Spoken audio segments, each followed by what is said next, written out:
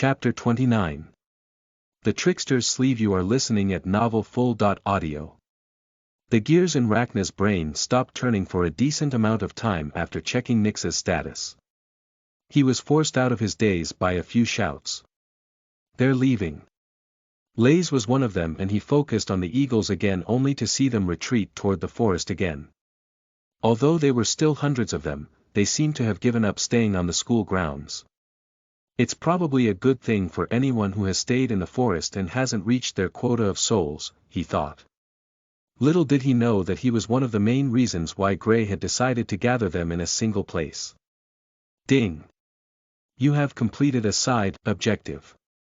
Overtaking. After strenuous efforts, you have managed to win against the invaders.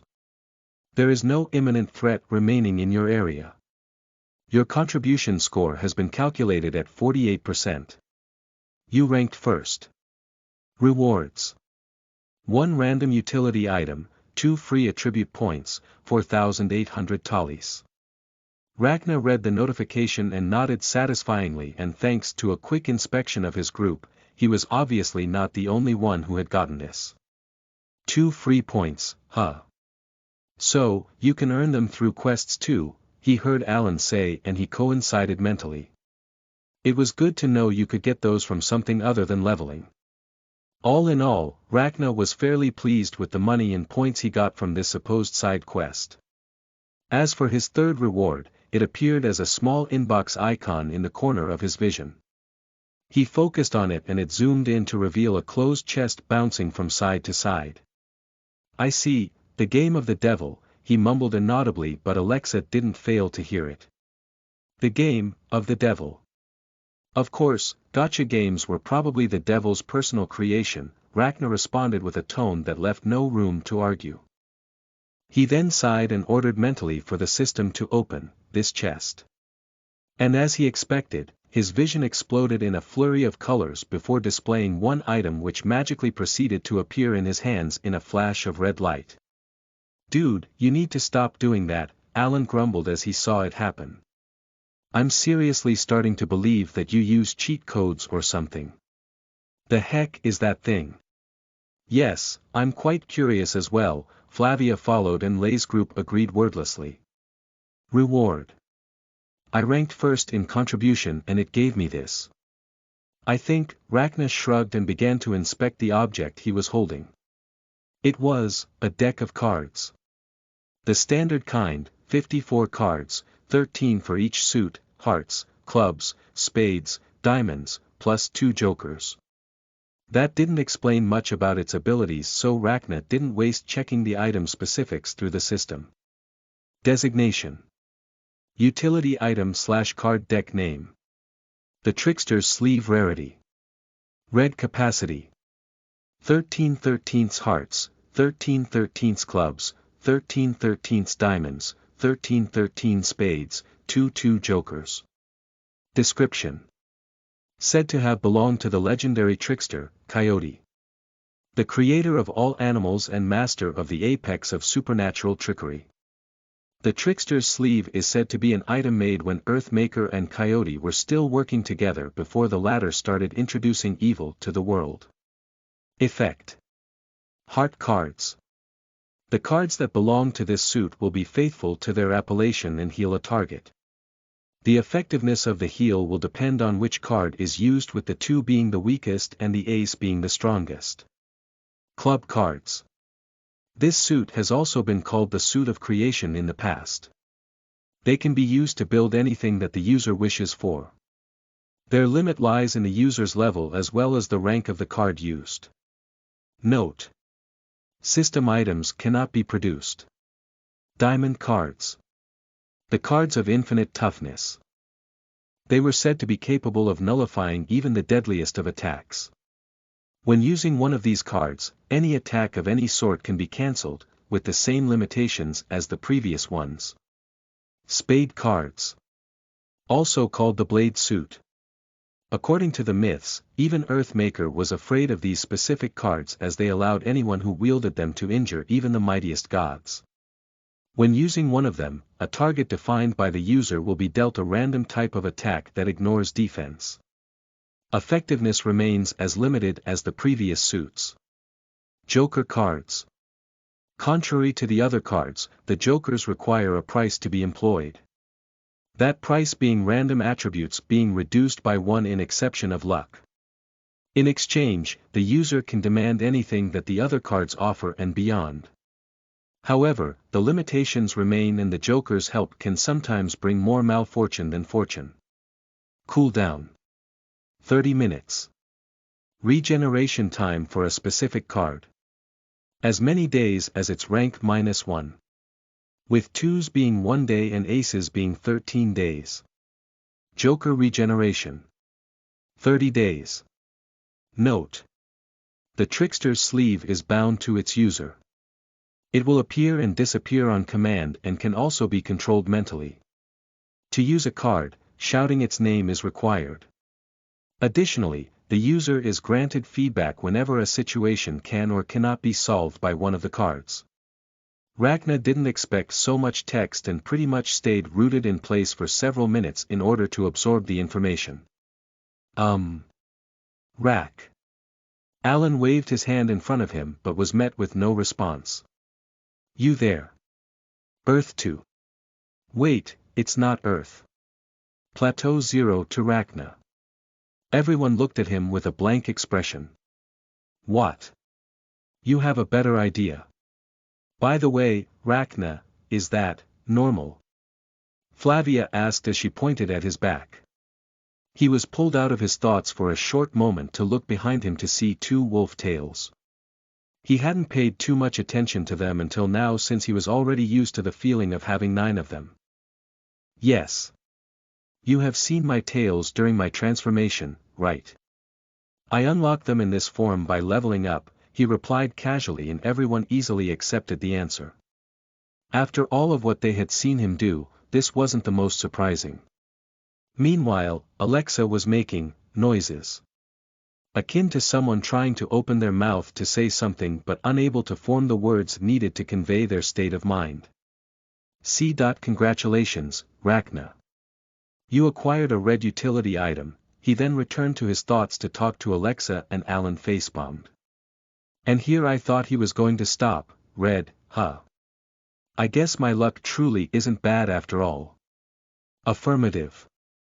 I feel obliged to mention that red equipment, in general, is very difficult to find, and a red utility item is several times more so.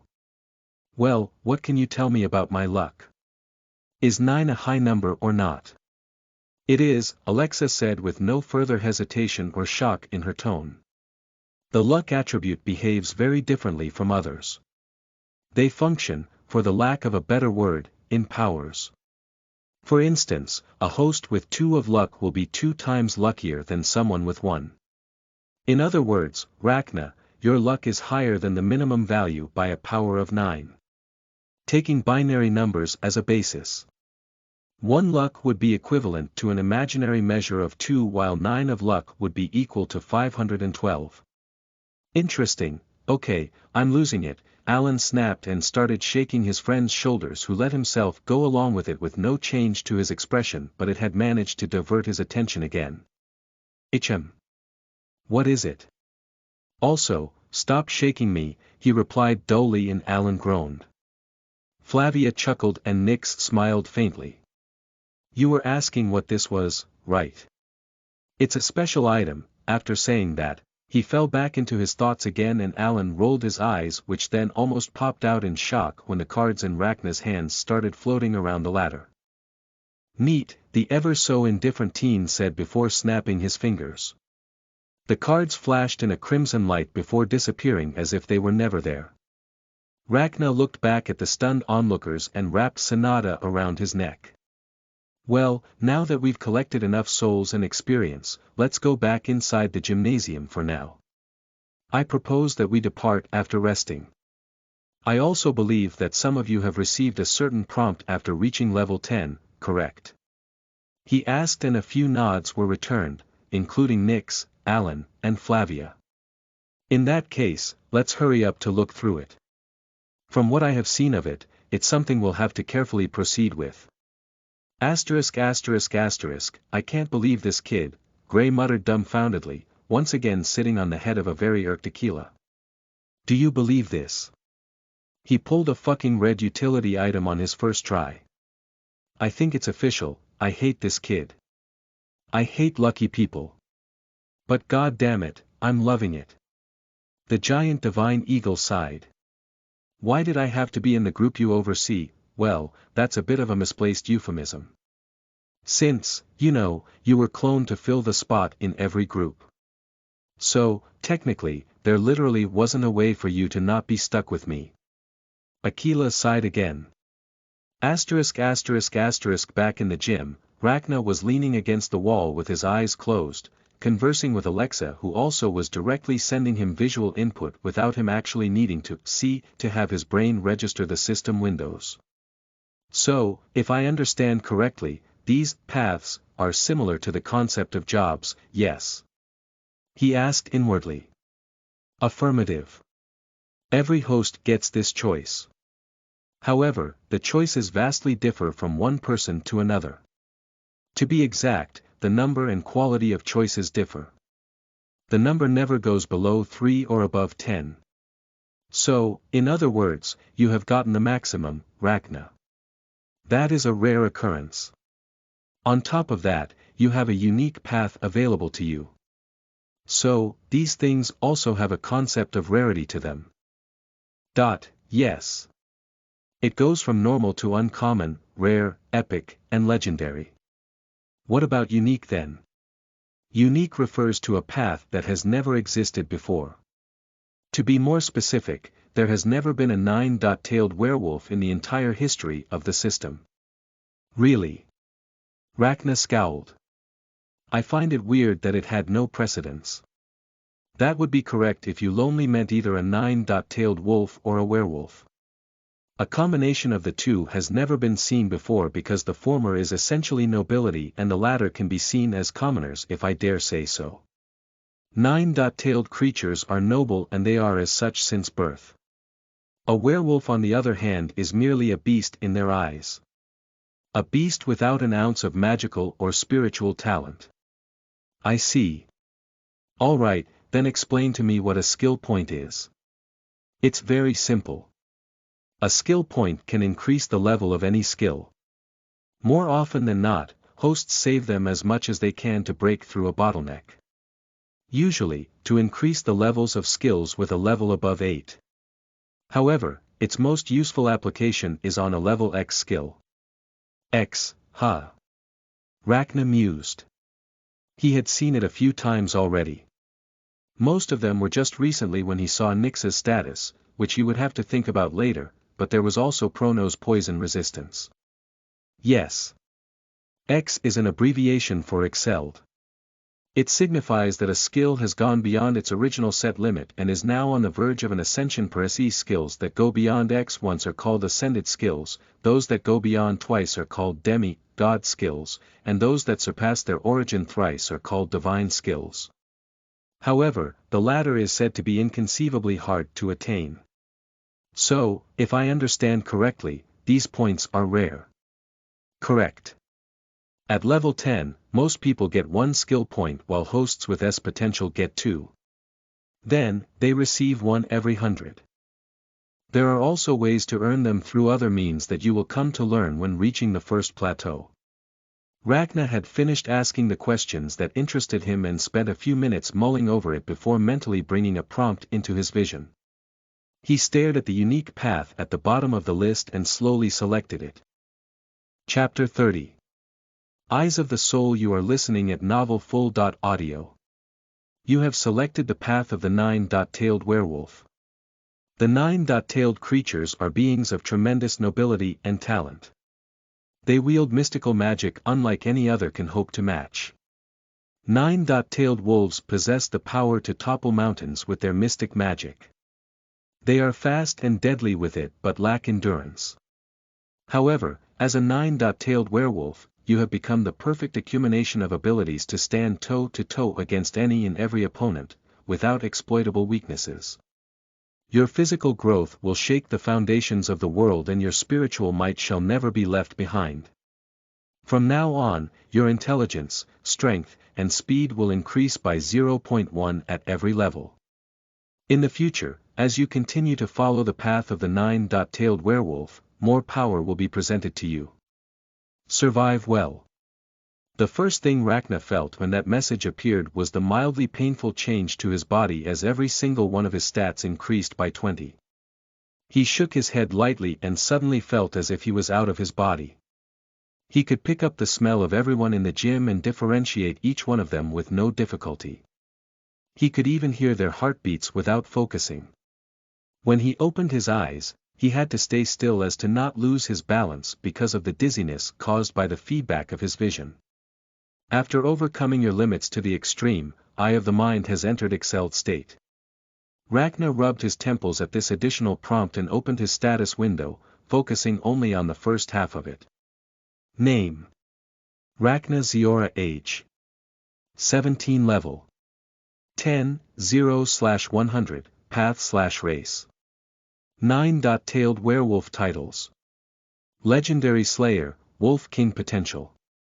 S+ attributes: Strength, 4 Endurance, 3 Speed, 9, 10 Dexterity, 8, 10 Intelligence, 4 Luck, 9 available attribute points, 5 available skill points, 2 Statistics.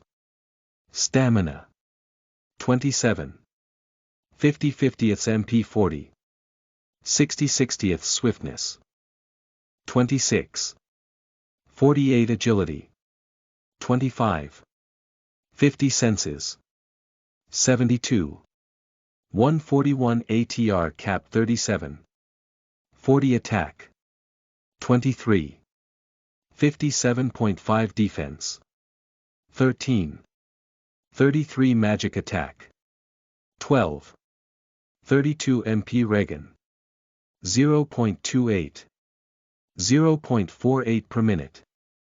Well, that is certainly a sizable increase, Ragnar commented. After he was done inspecting his stats, he took a look at his skills. Cognitive skills, passive. Eye of the Mind, LV max. X, pain resistance, LV max, fear resistance, LV max, fatigue resistance, LV 7, ireful shell, LV.1, spontaneous skills, active. Appraisal, LV.5, intimidation, LV.3, claws, LV.2. 8, call of fangs, LV.1. 2. Ragnar stared at this window for a moment. More specifically, he looked at his skill that had reached the excelled level. So, Alexa, if I understood correctly, I can use one of my skill points to ascend Eye of the Mind, right? Affirmative. What would be the result? I'm unaware of the details, Ragnar. However, I can say with certainty that a skill as rare and useful as the Eye of the Mind would be no waste for a skill point. Then, use it, Ragnar replied. Understood. After his order, he abruptly experienced another mental interference. His vision blurred for a short second, and when it came back, it was as if he could see something that he had never noticed before but couldn't quite put his finger on it. He also felt like his entire body, from his deepest internal organs to the tips of his hair, was under his control like never before. Eye of the Mind has successfully ascended to Eyes of the Soul. Eyes of the Soul, LV.11. A skill worthy of the jealousy of even the strongest beings. Through the windows of the soul, the user will experience an attunement to his body and mind that is said to be even out of reach for spiritual creatures. With this ascended skill, nothing can stop you from learning even the hardest of techniques in a few hours. Even minutes sometimes.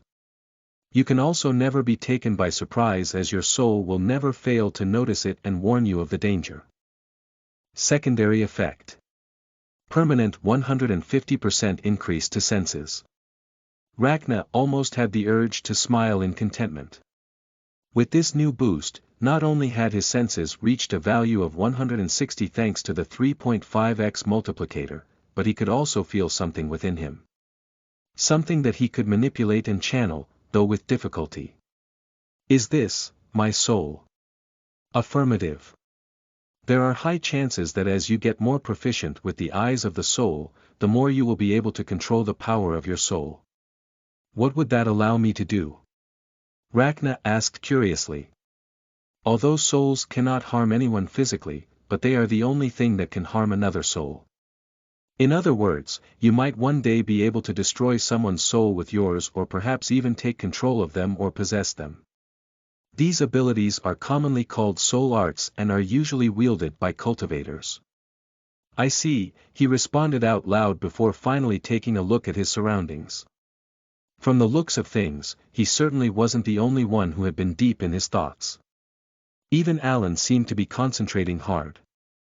Though, those who hadn't reached level 10 yet in Lay's group were merely resting. Are you finished? Rachna heard someone speaking from his left and turned to see Nyx leaning against the wall in the corner. He hummed and walked toward her. He took a spot next to her and started watching the others like her. What about you? I did. The system only gave me 2 paths to choose from, she said. I see. Can I ask what they were? She glanced at him and answered, one was legendary and the other was unique. Rachna squinted his eyes without looking at her. I take it that they had something to do with you being a former goddess. If she was surprised by his inquiry, she didn't show it. You could say that. One of the 2 paths I was given was centered around the possibility of regaining my old powers. As for the other one, it was something different. Seeing that she wasn't going to say anything more about it, Rachna fell silent. After a few minutes, Nyx spoke again. If you're interested, you can always use your skill to look. Your friends told me about it earlier. I won't be offended. Surprisingly, Rachna grunted negatively. I will restrain myself from doing so. It's not in my nature to look at someone else's secrets because I feel insecure about it. Especially when they're allies. I looked at your status once and it's enough for me. I will not repeat the process as long as I feel that you are not a threat to me or my peers. Nyx snorted with a smile. Such a gentleman you are. Or perhaps, you have great pride, she said and paused. In that case, I don't mind telling you a story or 2. I myself need to get it out of my chest so I do not mind. Rachna glanced at her with a sharp but otherwise unexpressive look. Then, she continued, I don't know if you saw my titles but since you called me a former goddess, I will assume that you did. He nodded calmly and she followed, I'm sure that among those, you saw, an intruder of sorts. And it couldn't be more accurate. I was spared by the eternal night god. She scoffed. You see, it was him who defeated me and sealed me away. I do not know for sure why but it somehow made me land in here, she told with a wave of her hands, pointing at their surroundings. As for why I'm telling you this, it is because the unique path that I was offered was titled, she stopped and sighed. Titled, Path of the Eternal Night. Rachna's eyes widened a bit at this. I can only guess but I probably unlocked it thanks to my being the former night goddess and also possessing a title related to the very creator of eternal night, also called Ether, the perfect hybrid magic between lightning and darkness. When she was done telling her story, a peaceful silence settled between them. Rachna even thought that it was a pleasant kind of quietness. The sort that he had rarely experienced in the past. After a handful of seconds, he opened his mouth. Which path did you choose in the end? Nyx smiled and waved her finger. Now, I won't tell my secrets. If you want to know, I'm afraid you'll have to pry into my status again, she jested and Rachna snorted but didn't retort. Anyhow, she uttered and pushed herself away from the wall. Your friends seem to be finished with their decision, she said and began to head back to the group. Thank you for listening to me like that. You're more sensitive than you look, she added without turning around. Rachna gazed at her as she walked away and wondered if he should or should not use appraisal. On one hand, he intended to be faithful to his words, but this woman was a divine being before coming here. Should he trust her or not? What do you think, little guy? Ragnar whispered and Pronos popped his head out with a soft hiss to which he nodded with a thoughtful expression. I guess. So. Did you also have to make a choice, little guy? Pronos nodded and before Ragnar could ask, a small system window opened in front of him with only one line in it. Legendary, Path of the Ouroboros. I see. Congratulations, Ragnar said and Pronos smirked pridefully. Then, after a few seconds, the two of them returned to their group where Alan, Flavia, and Nyx were already chatting. Ah, Rak. You're here, Alan noticed him almost instantly. Wanna know what path I got? Sure tell. The Path of the Abyss Monk. He declared with pride. It's an epic one and damn its description was cool. Apparently, I can have muscles as tough as diamond in the future. Well, that would be very powerful, I admit, Ragnar nodded. Though, he tilted his head. Why is the name so ominous? You mean the Abyss bit? Dunno. It wasn't specified, he scratched his hair sheepishly. It just, sounded cool. He laughed dryly when Ragnar gave him a blank look. Oh, come on, it's still classified epic. At least, I know I didn't get something bad. Ragnar shrugged. Perhaps so. What about you, Flavia? Flavia took on a troubled expression. But she also seemed embarrassed. Well, it's a legendary path called, she finished with a very hushed voice that no one heard. Yes. Ragnar's ears twitched on top of his head and one of them perked up while the other folded. If it was another time, Flavia would have melted under the cuteness of the action, but she couldn't help but be embarrassed when she repeated it, still whispering. However, this time, it was loud enough for Ragnar to hear it thanks to his improved hearing. Chaos Witch. He repeated and Flavia nodded with a blush. He turned toward Alan who was stifling his laughter and Nyx who had a small smile on her face then back to Flavia. What's wrong about it? In the description, she started but couldn't finish. Instead, Alan decided to finish for her. In the description of her path, it said that Chaos Witches were descendants of one of the most powerful witches to ever exist, he said then chuckled. And, supposedly, to be considered one, you have to be extremely sadistic and, PFF, hahaha. Sexually frustrated. Oh, Ragnar exclaimed dumbly and Flavia covered her face with her hands as Alan let out a full-blown laughter. Well, don't worry, I won't treat you any differently because of your fetishes, he affirmed with a flat tone. That's why I didn't want to tell you. She shouted back with a flushed face. And I'm not sexually frustrated. Her voice echoed in the gym and many people tried to hide their blush. Chapter 31. 5 minutes. You are listening at novelfull.audio. After getting enough rest, the group set out into the forest, heading for the statue as the sun was starting to go down, a short while left before sunset. As the team of 20 people or so ran through the forest, Leia raised her voice, Hey, guys, what's the plan to fight the eagle anyway? We have to pin it down, Ragnar immediately replied. If we want to deal with this as efficiently as possible, we have to stop him from taking off somehow. We could use Nyx and Flavia's help to do that, but I think a more physical approach is needed. Such as?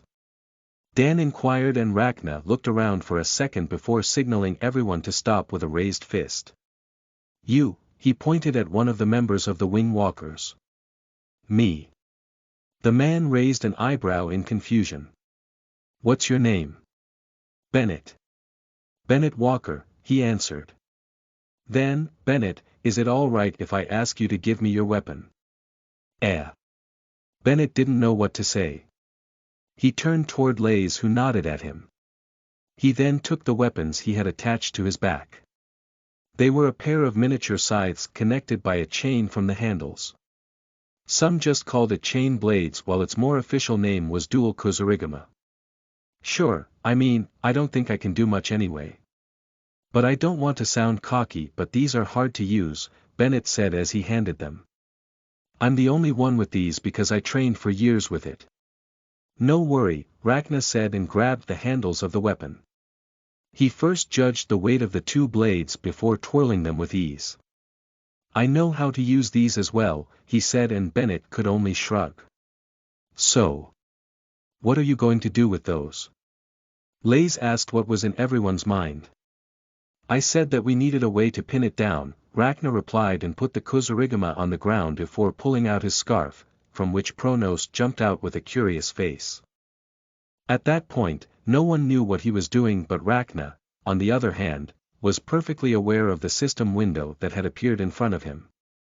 Yes, he said to apparently no one, and before the onlookers could ask him about it, they suddenly watched dumbfounded as the scythes shined before merging with the scarf. Then, without transforming Sanada, Rachna took a look at the description of the new form of his weapon. Designation: Blade/dual chain, blade name. Azure Sanada rarity. Blue attack power. Plus 50 durability. 100/100 perks. Intertwined miniature ion systems. The weapon possesses memory of form and is able to switch from one form to another with an ion energy influx as the trigger. Currently available. Scarf, Guandao, Bao, Kusarigama. Ion chain. By decomposing the chain into small segments of energy, it can be put under great strain and stretch for a good distance until it reaches its breaking point. Oscillation blade, bladed forms only. Through oscillation, the blade becomes 10 times sharper and can generate heat. Note: Evolvable. This is even better than I expected, he thought before wearing his scarf again and letting Pronos get back under it. Then, he suddenly got an idea and used appraisal on the evolvable note. Weapon. Azure Sanada number of current evolutions. 2 requirements for next evolution. Any weapon with a rarity of green or higher, host level 20 note. Currently, Azure Sanada cannot assimilate weapons that are too dissimilar in size. Additionally, keep in mind that one type of weapon cannot be absorbed more than once. I see, that explains why certain weapons started glowing after I reached level 10, he commented internally and looked back at the group. I'm done. Let's go, he declared and started running toward the statue again, the rest following him shortly after. What did you do exactly? Lays asked as he caught up to him. Rachna glanced at him for a second. You'll see. In any case, let's continue the conversation we were having. First of all, I have an idea on how to pin it down to the ground, but for that to happen, I also need Aquila to get low enough. There's no way to tell for sure if he's going to fly around us while shooting magic at us. Lays nodded at that. I agree. It will also be very hard to attack it from a distance because of that defense. Our only chance to hurt it is through blades. Correct. To do that, I was planning something, but I would need all of you to distract him while I prepare for it, Rachna said. For how long? 5 minutes at worst. Lays frowned and closed his eyes in thought. He really didn't like the idea of entrusting the lives of his team to someone he barely knew, but Rachna had proven to not only be resourceful but also reliable. Fine, 5 minutes. If after 5 minutes I judge it to be dangerous for my gang, I'll retreat. I'm okay with that, Rachna agreed without batting an eye and stopped for a second time. He gazed at the statue in the distance and estimated the distance. It's around 1 kilometer away. Let's separate here. You'll reach the statue in about 3 minutes. That will be the cue for you to start the 5-minute timer. Got it. Also. Call of Fangs, Rachna uttered, and 4 level .10 shadow wolves emerged next to him. He crouched next to them and whispered something. The 4 wolves nodded, then ran toward Nyx, who almost jerked in surprise. They surrounded her and sat down like good dogs. The former goddess looked at Rachna inquisitively, which he returned with a snort. They're under your command for 6 minutes. In other words, you have around 3 minutes to fight with them. With your shadows, you should be able to do wonders. At his words, her eyes widened before her mind started going through everything she could do with these wolves' ability to meld into shadows. I'll use them well, thank you. Rachna nodded at her and turned into a wolf. Flavia, if everything goes well, I will need your help, so be prepared for the signal. Don't worry, you won't miss it. I understand. Don't do anything reckless, she replied. Rachna paused for a second. Well, that will be rather difficult. But I'll try, he said before running off at full speed, leaving behind an exasperated Flavia and a sniggering Alan. Let's hurry up, Lays said to everyone. Let's not waste any time. While running, Rachna activated his stealth skill so that Aquila wouldn't notice him. And after 2 minutes of running through the foliage, the skill's level had already increased to 4. Is this the effect of the eyes of the soul? He wondered. That would be half correct, Rachna, Alexis stated when she heard his thoughts. The eyes of the soul do indeed increase the speed at which you improve on new skills and abilities. But in certain cases, there is what we call a correction basis. In other words, it's when a host has already enough experience to perform a skill at high levels of proficiency but hadn't unlocked it yet. I see. Because I already more or less knew how to kill my presence before unlocking stealth, I got to level it up faster than normal. Correct. Good to know, he added and stopped running when reached his destination, the back of the eagle god statue, in a dead angle of Aquila's sight. Pronos came out from under Sonata and hissed whilst trying to see the top of the immense statue in front of them. Not yet, little guy, Rachna whispered while lying down in a shadowy spot behind a tree. Let's wait for the others to engage, and then we'll try to be like a bird ourselves. When Pronos registered his master's words, he snapped his head upward with an expression that could only be translated to one thing. What? Meanwhile, Aquila looked down and watched as the group of humans came out of the forest. With his eyesight, he could make out every single detail about them, and he also spotted the girl who was releasing a divine presence. But then, his eyes darted but he couldn't find what he was looking for. Where is the wolf the clown was talking about? Did they separate? As he was thinking that, he remained still on top of the statue of the god he served. Even as they all approached the exit located between the eagle god statue's claws, he still stayed motionless. At the same time, Lays was getting anxious.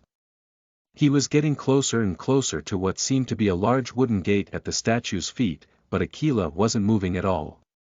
Were we wrong about this? Do we really just need the souls? He thought and signaled everyone to stand by as he got close to the gate alone.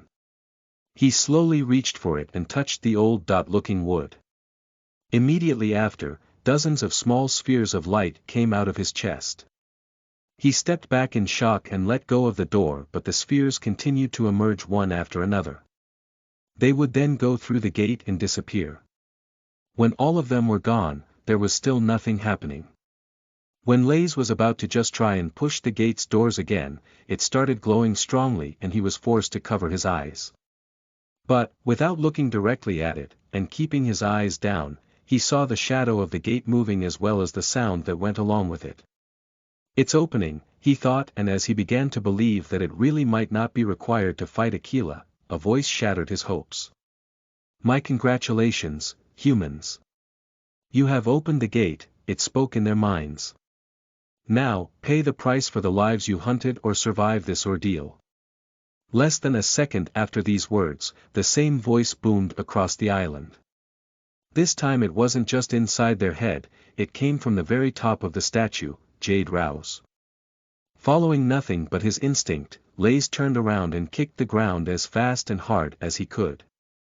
He got away from the gate and without a warning, a jade-colored pillar struck the area where he was standing before. If one looked closely at it, they would see that the pillar was in fact a very compacted zone of raging winds. Lays rolled on the ground as the magic struck behind him and sent a blast of wind on his back. He grunted and recovered by slamming his hand on the ground and vaulting back onto his feet with the members of his gang rushing toward him. Well, shit, Alan muttered as he looked up. Nix and Flavia mimicked him and their expressions sunk as they saw the large eagle gliding above them with his wings fully deployed, spanning over at least 20 meters. Aquila flapped his wings and the entire group had to be careful to not be blown away by the wind caused by that simple action. The eagle's golden eyes glowed as he gazed at them.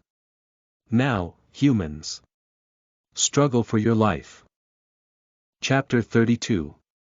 Delightful ire. You are listening at novelfull.audio.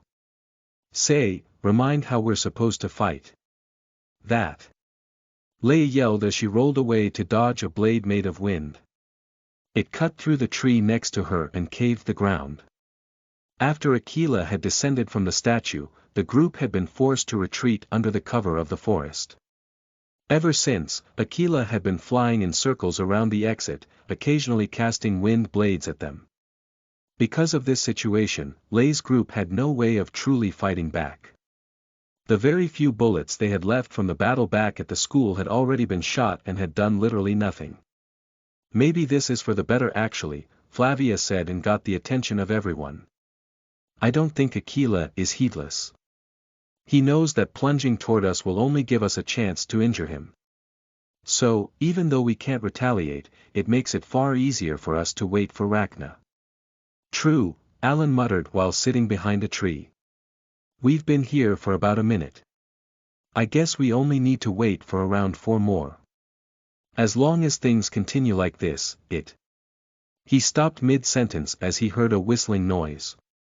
Oh shit, he scrambled to his feet and ran as fast as he could along with the people close to him. A wind blade crashed where he was sitting and demolished the tree. He sighed exaggeratedly and looked at the massive bird. Never mind. I wanna punch that thing. Now. Teach, can't you, I don't know, hurl a few trees at it. Flavia deadpanned, Alan, do you perhaps not know how much trees weigh on average? You, no. 2 tons. Oh. Well, among us, I'm still probably the only one who could attack it directly, she then added. How so? Lays asked. Since I leveled up my Nirvana skill, I should be able to fly as well. However, I don't think that my telekinesis is nowhere near strong enough to force Aquila to land. Lays put a hand on his chin. Can you help someone else fly along with you? Yes. But I wouldn't be able to do anything else and I'd get tired very fast. I also need the other person to weigh less than 90 kilograms. Other than that, I could just simply try to launch a few people in the air, she shrugged as she said the last part. Lace chuckled wryly. Launching ourselves doesn't sound very safe. I'm up for it, Leia uttered and her brother raised an eyebrow at her. What? Sounds fun.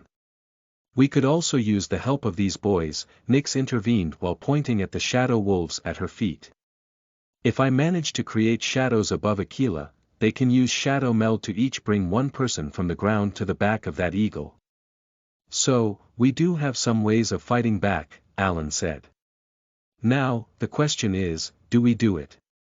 Well, it might help whatever Ziora is planning to do, Dan remarked. He did say to keep the eagle distracted for 5 minutes. I say we can try.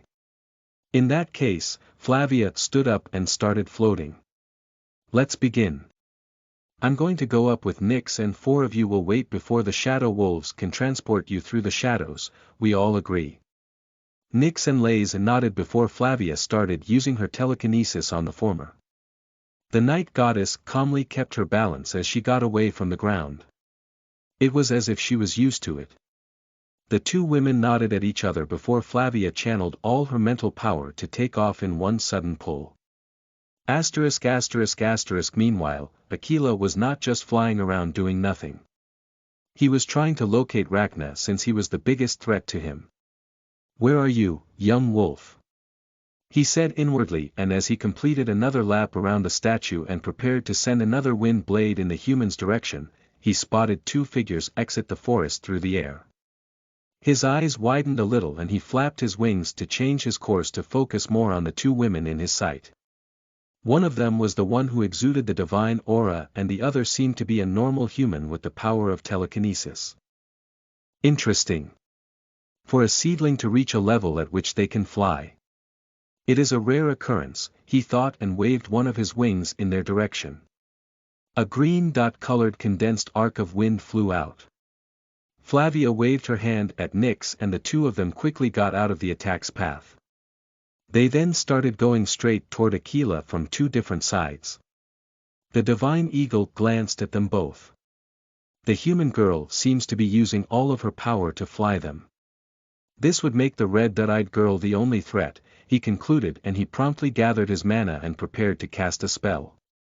But before he could proceed with his attack, Nyx summoned at least a dozen weapons made out of shadows and launched them at him.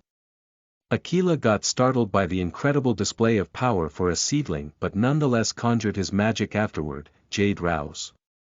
The same wind pillar from before was summoned in mid-air but this one was much wider. It lasted for a few seconds and blew away Nyx's constructs. When the wind died down, Aquila was startled to see Flavia flying toward him at full speed. She was using her telekinesis on both herself and the air around her to accelerate. With limited options, Aquila could only wave his wings and throw two wind blades at her, which successfully forced her to back off although it didn't do much damage to her. It was then that he felt something hit his back. What? He bent his neck to look up and widened his eyes in shock when he saw Nyx above him with a pair of shadowy wings on her back. She smiled at him with her palm pointed at him. "Did you think I couldn't fly? Don't underestimate the shadows," she uttered, and the blanket-like shadow on his back rippled and 8 silhouettes emerged, 4 wolves and 4 humans. Lays, Gant, Lays, and Alan jumped out of the shadows and instantly grabbed Aquila's feathers with grins on their face. Lays unsheathed his katana and stabbed Aquila's back with it, which made the divine bird cry out in pain. The latter then tried to flip in the air to get rid of them but they held on strongly. Gant slammed his shield near the injury caused by Lays, followed by Leia's hammer, and finally, Alan delivered a punch to Aquila's neck that contained a completely renewed power after both choosing his path and assigning his free points. At the same time, the 4 shadow wolves targeted the wings. The divine eagle opened his mouth to release an ear-piercing whistling and then plunged at full speed, which made both Gant and Leia get off his back. "Oh shit!" The blonde girl shouted right before Flavia caught her with her power while Gant fell on a shadow platform that Nyx made. She certainly couldn't make it fly since, compared to Flavia, it was far harder for her to allow flight, but it was definitely possible to make something capable of gliding. Aquila rushed toward the ground at a speed higher than 300 km per hour and landed loudly in front of the exit gate. The shock was transmitted to both Alan and Lays, who were forced to let go. They simultaneously jumped off from the eagle's back, but Aquila wasn't done. His eyes glowed and he deployed his wings before chanting one word, Tempest. He flapped his wings with all of his strength and a massive tornado formed around him, reaching even the sky and sucking in the clouds. Alan and Lays were flung away into the air along with several chunks of the forest. The 4 others that were still in the air lost control and fell in the distance. As for Rachna's shadow wolves, they had already been dispelled after reaching their time limit. After deracinating the forest around him and repelling his attackers, Aquila huffed. "It was a good try, humans. However, not enough." "Oh, really?" One mirthful voice sounded from above him. Aquila barely had the time to register the immense bloodlust and the laugh that followed before he felt something crash on his back, which caused his upper body to collide against the ground and make a sizable crater. A short moment earlier. Rachna watched as Flavia and Nyx engaged Aquila. Good, they finally got his attention. If he hadn't stopped flying around the statue, it would have been annoying, he muttered and ran out of the bushes he was hiding in, stealth still active, which was now level 5. He dashed toward the eagle god statue with his 9 tails closely huddled to avoid them slowing him down. He leaped at the statue and, just like at the gymnasium, landed vertically and began to run upward with his claws retracting and extending thanks to his perfect control. He ran faster than ever before as he climbed the stone statue. The first system prompt signaling him that his claws skill and leveled up appeared 30 seconds is. Then, 2 minutes later just as he reached the top, a second one came telling him his skill had reached its maximum level. Ragnar grunted and finished his sprint by jumping high over the statue's top and landing on all fours. When he reached the top, he could have sworn he noticed the figure of the irritating clown not far from him. He ignored it and turned back into a human. Kronos carefully stretched forward and looked down from the statue's crown. When he saw how far they were from the ground, he quickly returned to Ragnar's neck for comfort. Meanwhile, Ragnar extended his nails again so that they were around 8 centimeters long. But before doing anything, he ordered mentally, 2 to speed. 2 to dexterity. He impassively felt the changes happen and then stabbed his own chest with his claws. Kronos hissed loudly in alarm. Ragnar. Even Alexa was astounded, expressing genuine shock and worry for the first time. Calm down. Alexa, state your judgment, Ragnar said as if nothing had happened. It was as if the blood staining his clothes was not there at all. On the other hand, something else happened. Mildly injured. Ireful shell, activated. This time, Ragnar didn't ignore the voices. Quite the opposite. He wholeheartedly listened to them as they dictated him to kill and destroy. But it still wasn't enough for him to succumb. He drove his spear hand in his stomach this time, making sure to avoid critical spots but also making sure that the injuries were grave enough. Alexa didn't speak after the second strike, so he stabbed himself thrive over. One in his leg, and another in his shoulder, and a third one too close to his heart for comfort. Heavily injured. Ireful shell leveled up. When both warnings sounded, Ragnar got flooded by the voices and his bloodlust. He then blacked out for a second before his mouth started twitching upward. The small smile turned into a grin. Then the grin turned into a full-blown laugh. Kronos cowered a bit and Ragnar stepped forward toward the edge of the statue. His movements had nothing to do with just before. They weren't as fluid, but at the same time, they appeared unhindered by the injuries and carried a heavy intent to crush whatever stood in the way. Then, with a cackle, Ragnar hunched over and his fangs grew. His eyes glowed purple and fur grew on his body as his clothes disappeared into the ring. The sound of bones snapping echoed, accompanied by a dreadful snarl. From the top of the statue, a deafening howl resounded and a midnight black figure jumped down. Chapter 33. End of the hunt. You are listening at novelfull.audio. Nick struggled to stay airborne after having been blasted away by the tempest. Gant, who she was helping, had already been dropped off in the forest below. She flapped her shadow wings to go up again and see what Aquila was doing. If she was willing to, she had the choice to pin the divine eagle down at the cost of a huge chunk of mana that would probably leave her incapacitated for a while. But before she could make a decision, her eyes widened in shock as she spotted something falling from the sky, heading straight toward Aquila. She briefly recognized the 2 wolf tails before the figure crashed on Aquila, creating a crater and raising a cloud of dust. Lays leaned on his sword to stand up along with the help of his gang and also witnessed the event with wide eyes. Alan groaned not far from him as he rubbed his head in pain. Then, they heard the sounds of a chain coming from within the dust cloud, and a second later, 2 azure small scythes shot out and landed on both sides of Aquila, stabbing the ground. You! It was followed by Aquila's incredulous shout and the clearing of the dust after a wave of his wings. Everyone's attention was instantly grabbed by the being on the eagle's back. It stood at least 3 meters tall with fur black as the night, with a significantly longer portion on the back of its neck, similar to a mane. Its eyes seemed to be something out of a fairy tale, looking like a glowing red black hole. While on its rear legs, the muscles of the beast were easily noticeable, borderline bulging. But what they primarily focused on was the ear-breaking grin the beast was displaying, as well as the blue-colored chain of a kusarigama that was constraining the eagle's neck. "What are you waiting for?" the humanoid wolf roared. "Move your asses and pull on the chains." That voice was utterly unrecognizable for all of them, and the tone was even more so. But that weapon couldn't be a coincidence. Lays was the first one to recover. "Quick! Separate into two groups and make sure those scythes stay where they are." The wing walkers got into action, and Aquila groaned.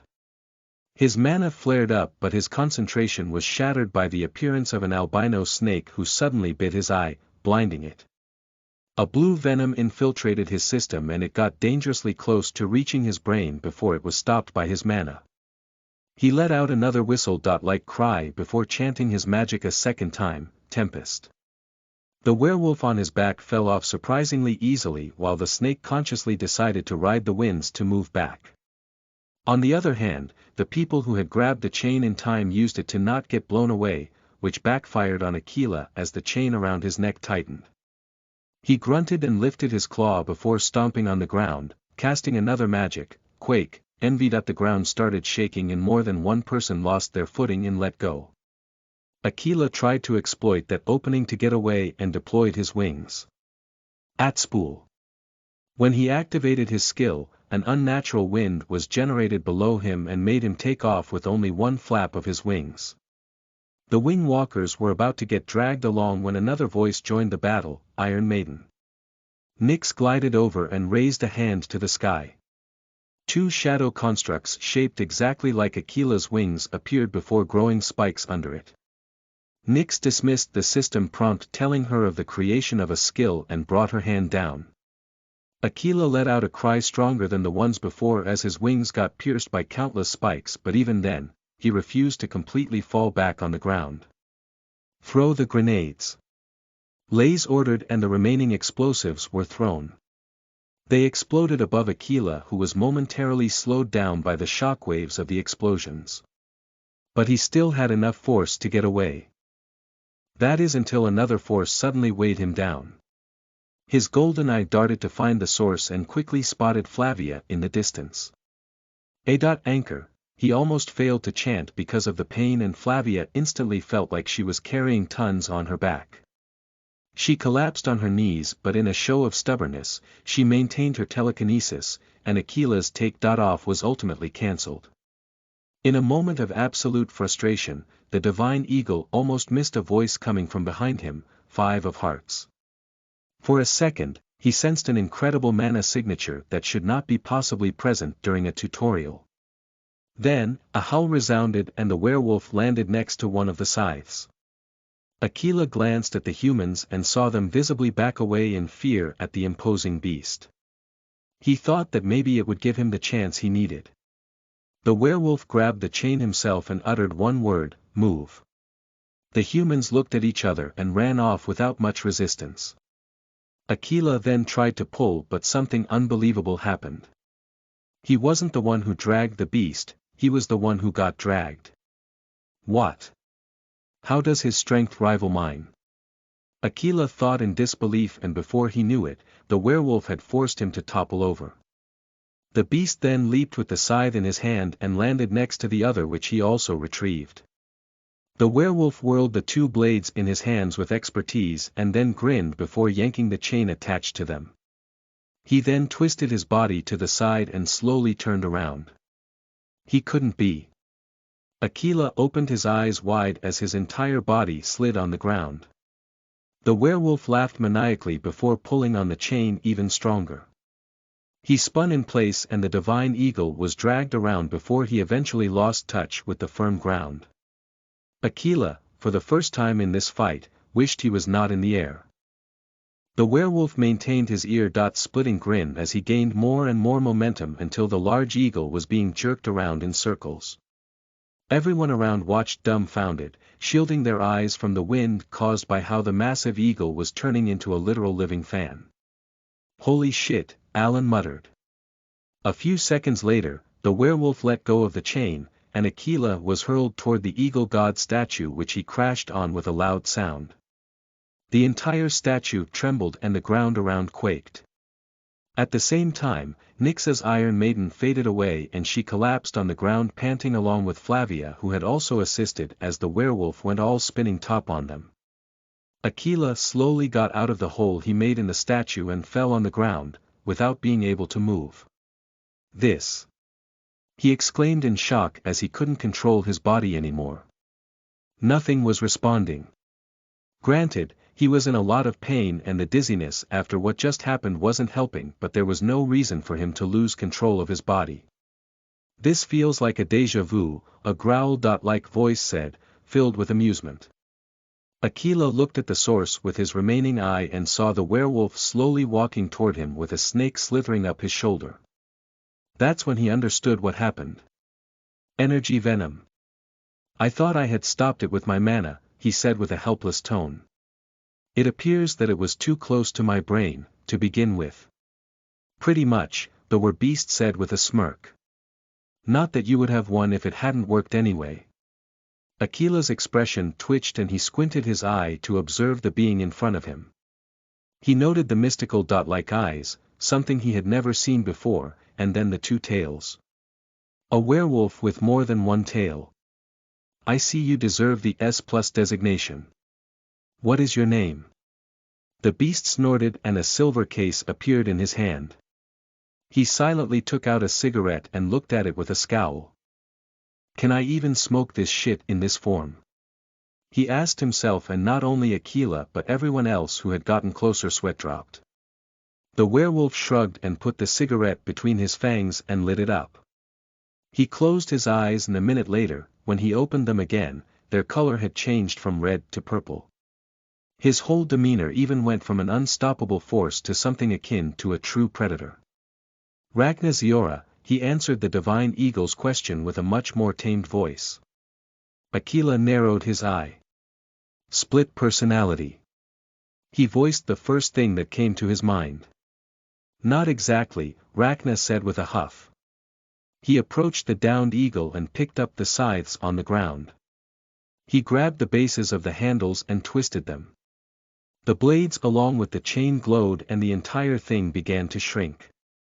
Aquila felt the pressure around his neck fading, and before he knew it, Ragna was putting a blue scarf around his neck. You can't really call it split personality since both sides are just me with different behavior. It's different from having two distinct people in your head. He then finished his explanation and his ears twitched when he heard someone approaching from behind. He looked over just as Alan grabbed onto his left shoulder and looked at him with a grin. Damn, Rack. You're fucking huge now. So, you were a werewolf, after all. Ragna grunted to answer and Nyx spoke up in curiosity, what happens when you're exposed to the full moon? He looked back at her and remembered seeing something related to the moon in her status. Maybe it would be a good idea to look into it and the effect it has on him. I still don't know, he ultimately replied. In any case, Lays raised his voice. I guess this means this tutorial is over, right? Indeed, Aquila said.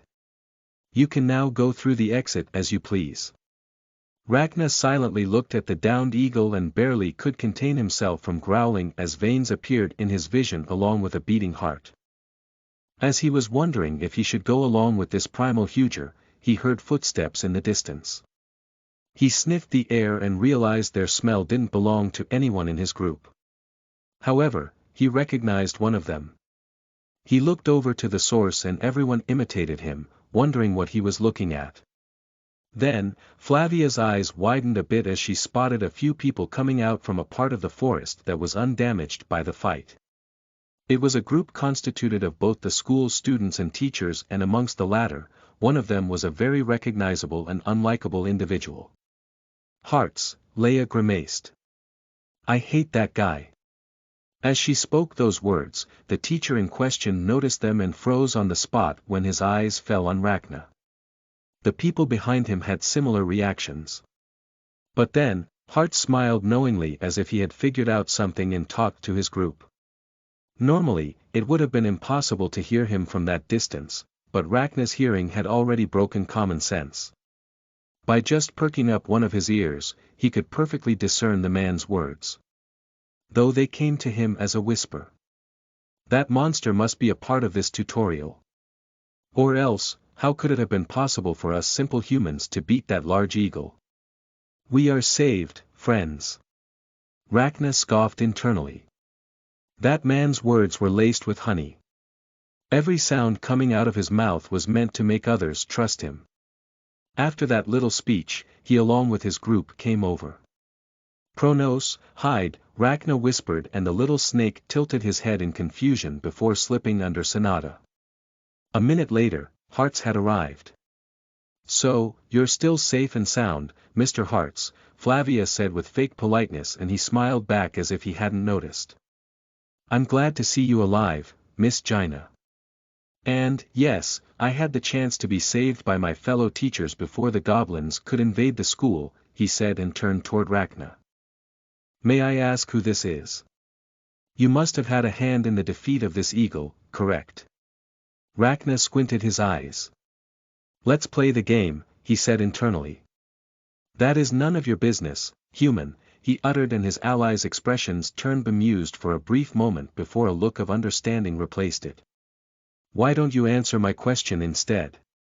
Where were you when your fellow humans were fighting for their life? Heart's face stifled for a second before regaining its usual pose. I apologize for that. But I'm afraid that precisely one of my fellow humans, as you say, caused me to be unable to move for a long period of time before the venom withdrew from my and my students' bodies, he explained with a glint in his eyes. He looked around and grinned before raising a question. Now that I think about it, is that young man not here? Did something happen to him perhaps? He asked without concealing how pleased he was of the prospect. I also see that you have that young man's scarf with you, sir. Rachna is still alive, Flavia replied coldly. He was just unable to participate in the battle.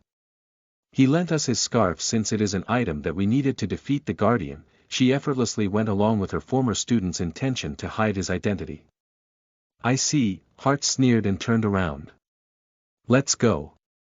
It's time to leave this forsaken place, everyone, he said, and headed toward the opened gate under the eagle god statue.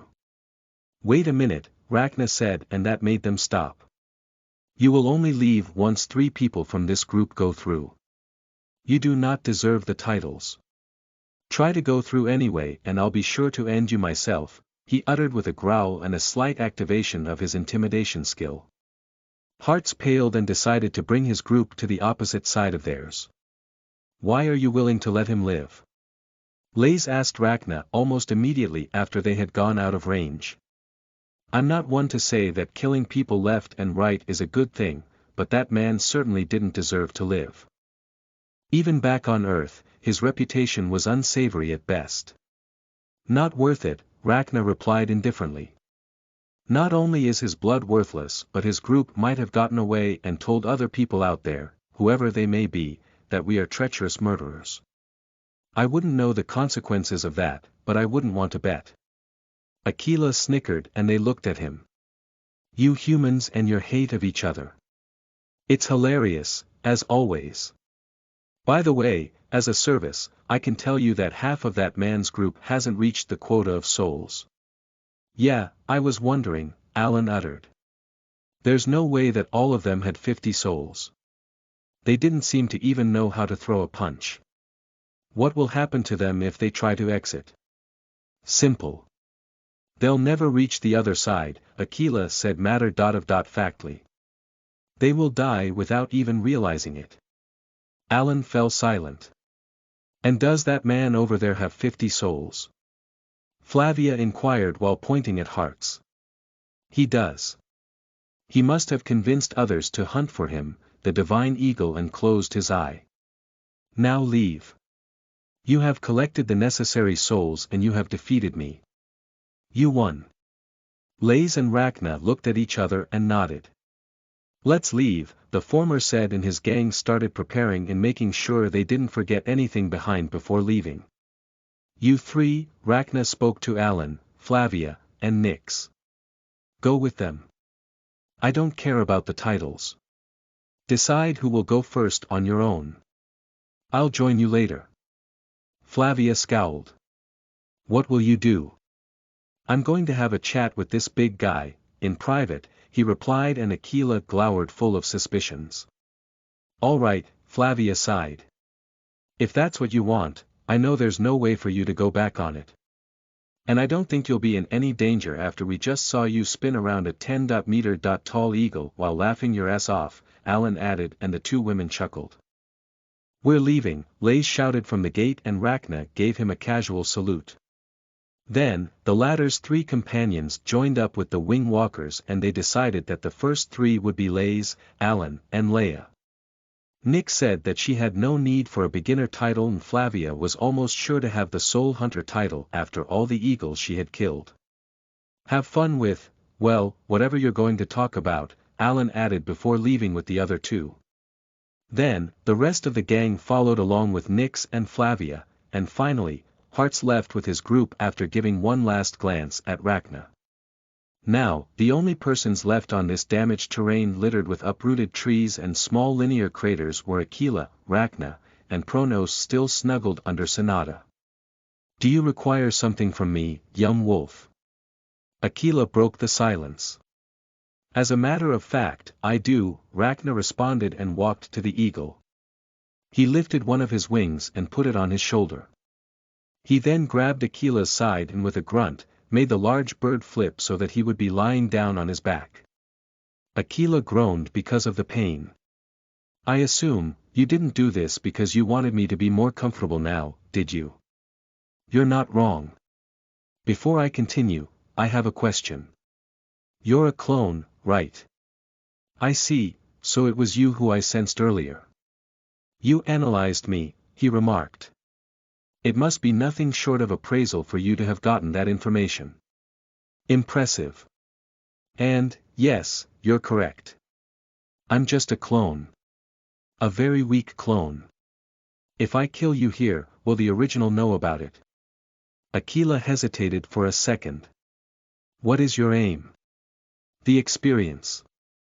That would be a bonus, but it's not exactly killing you that makes me cautious, Rachna replied and extended his claws. You didn't answer my question. And from the looks of things, you're going to kill me either way, huh? Aquila snorted. And yes, my original will know. The second I die, he will absorb my memories. Well then, Rachna's eyes flashed for a second as he jumped and landed around the chest area of the eagle's body. I hope you will be able to forgive me for this. I don't really wish for the avatar of a god to chase me down. But I'm afraid I can't help myself, he said emotionlessly and handed Aquila right where his heart was. Chapter 34. Lucilla, you are listening at novelfull.audio. Rachna straightened his clothes after turning back into Athurian. He looked behind him at the body of Aquila slowly turning into particles after he had killed him. He had received 40 experience points from him because he dealt the finishing blow, and from what he understood, everyone else who had participated in the battle had gotten their own percentage of that amount depending on their contribution. Rachna tilted his head to look at Pronos, who was tapping on his cheek. The little snake then pointed at his mouth, and it was then that he noticed the stains of blood around his lips. He grunted and wiped it with the back of his hand. Thanks. I have to admit, it's a bit messy to pull out a heart and eat it, he said with a flat tone. He then brought the system windows he had put aside to the front and took a proper look at them while walking toward the gate. There were 3 of them in total. The first one was obviously the kill notification. As for the second one, you have defeated the clone of the Eagle God's divine avatar with a crushing might while being considerably disadvantaged. Aquila has acknowledged your strength and talent after the memories of his clone came to him. Congratulations. You have acquired a new title, Divinity Slayer. Divinity Slayer. The nomination of divinity is the first step on the hierarchy of the global pantheon. Divinities are considered the weakest celestial beings, trumped by demi-gods, earthen gods, heavenly gods, ancient gods, mythical gods, and primordial gods. Nonetheless, you have fought and defeated a celestial, a feat worthy of the highest praise for a regular mortal. Title effect. Attack, magic attack, and defense plus 10% against divinities. Additional effect. When killing divinities, the host will get a random increase to their attributes. Alexa, that second effect, I suppose it doesn't include Aquila, does it? It doesn't. This only concerns future slain divinities. Rachna huffed. He would be lying if he wasn't a bit disappointed, but the third system window in front of him was enough to completely outweigh any downside imaginable. Activation of the Harvester. The heart has been assimilated. The host is not compatible with the divine essence. A gene mutation has been initiated. Success chance. 1.5687% mutation successful. Implementation of core gene successful. Second gene established. Royal L'Aquila. I have to say, luck is a really good thing to have, Rachna commented and opened the details of his Nirvana skill. The Harvester. An exceptionally rare type of skill, assimilation. The host has the ability to acquire a being's trait by devouring their heart. The first heart consumed by the host will determine the core genome and alter the host's race. Current number of genetic factors assimilated. 2/4 first factor, core genome. 9. Tailed wolf. 2 tails unlocked. Next tail.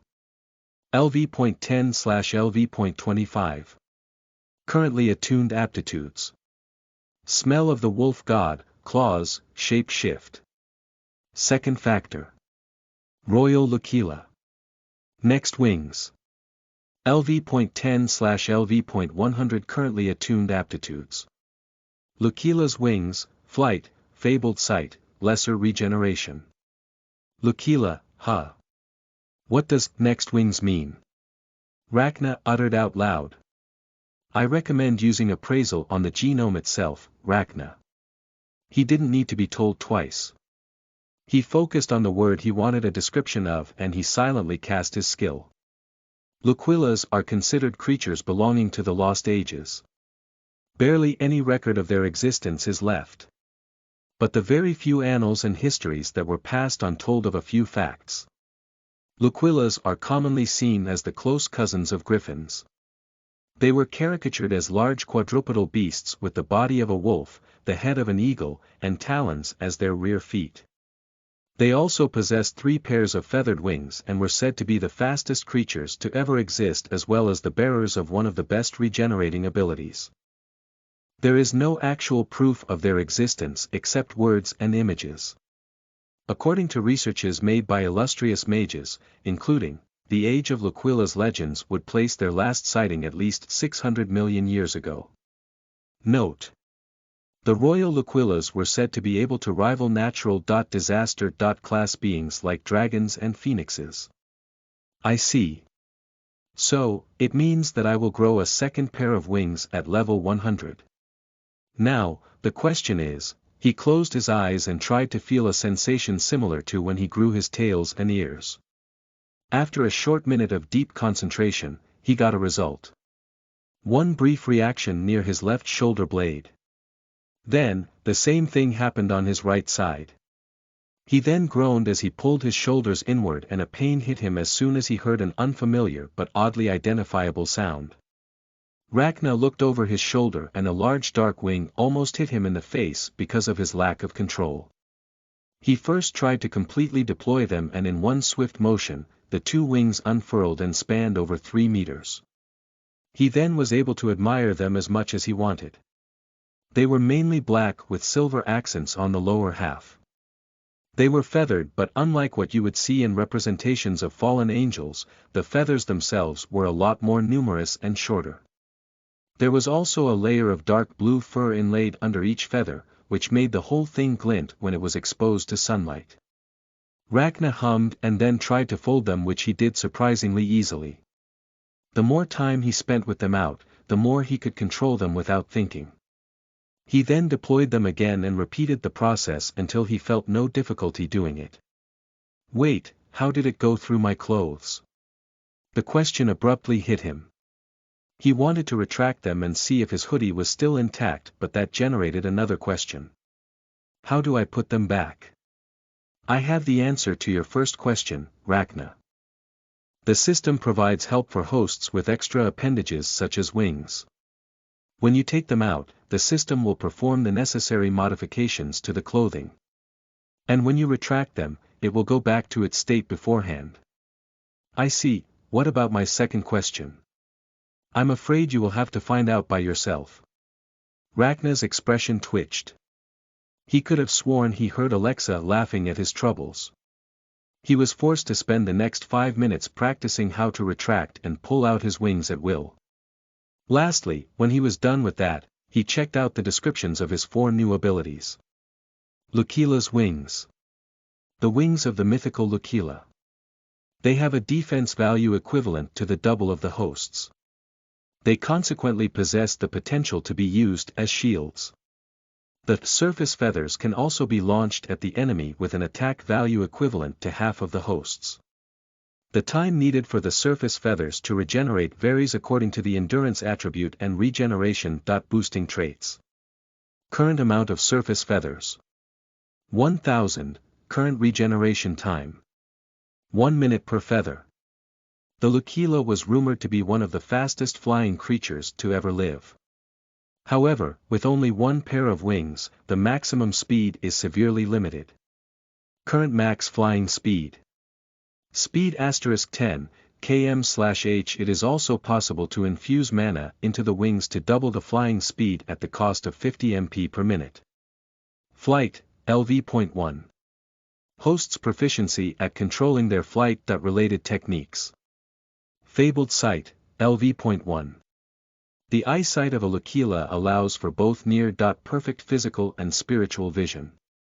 Both distance, speed, and lighting are not a problem for the fabled sight, and most illusions and spiritual beings such as ghosts can be perceived by it. Lesser regeneration. Increased healing factor. Strong enough to heal smaller injuries at least twice as fast as a normal human. Bones heal under a week and blood is produced faster. On the other hand, regrowing body parts is not possible, and the skill cannot save the host from the more fatal injuries. Interesting. These wings have more uses than I thought. Rachna mumbled and casually tried to wave one of his wings and follow his instincts as several black shadows shot out at high speed and pierced the ground. Decent firepower. Then, there's the flight proficiency which is given to me. The lesser regeneration goes without saying, and the fabled sight is an active skill. Rachna mused and decided to conduct a small experiment. He unfurled his wings and crouched before jumping with everything he had and flapping his wings at the same time, only to fall back on the ground. Kronos looked at him with blank eyes. Well, this is going to be harder than I anticipated, he said, and tried to take off again, but this time by adding mana to the process. His wings released a silver mist from the tips of the feathers, and before he knew it, he was heading straight toward a tree. He couldn't stop in time and he crashed into the trunk headfirst. Kronos felt like he was watching a comedy show from under the scarf. Rachna gritted his teeth, and for a moment, his eyes flashed red. He groaned and pulled out a cigarette to calm his emotions. He slowly stood up while huffing smoke. Trial and error, he muttered to himself and closed his eyes to get to the proper mindset. His eyes sharpened and he once again channeled his mana.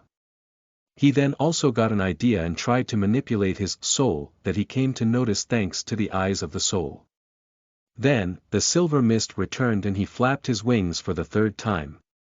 This time, his figure blurred and he traveled around 50 meters upward in a few seconds. He then wagged his wings again, ascending even higher and faster, leaving a silver trail behind him. In a moment of absolute focus, Rachna felt like he could feel every variation of airflow around him, which was followed by several system prompts.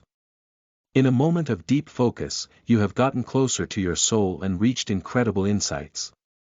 Eyes of the soul has leveled up. Flight has leveled up. Flight has leveled up. Flight has leveled up. Flight has leveled up.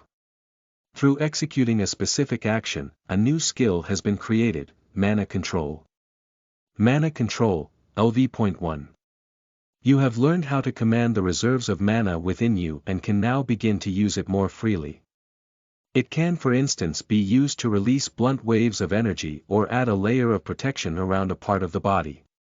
Mana Control is seen as a gate to the acquisition of many other mana-based skills. Through executing a specific action, a new skill has been created, Art Spool. Art Spool, LV.1. Contrary to its other stamina version, Art Spool employs pure mana to launch the user into the air. It can also be used to cushion a landing. The higher the level, the faster it takes effect. This skill is rarer than its counterpart because of its harsh requirements on the user's wing's ability to redirect mana. Cost: 2 MP.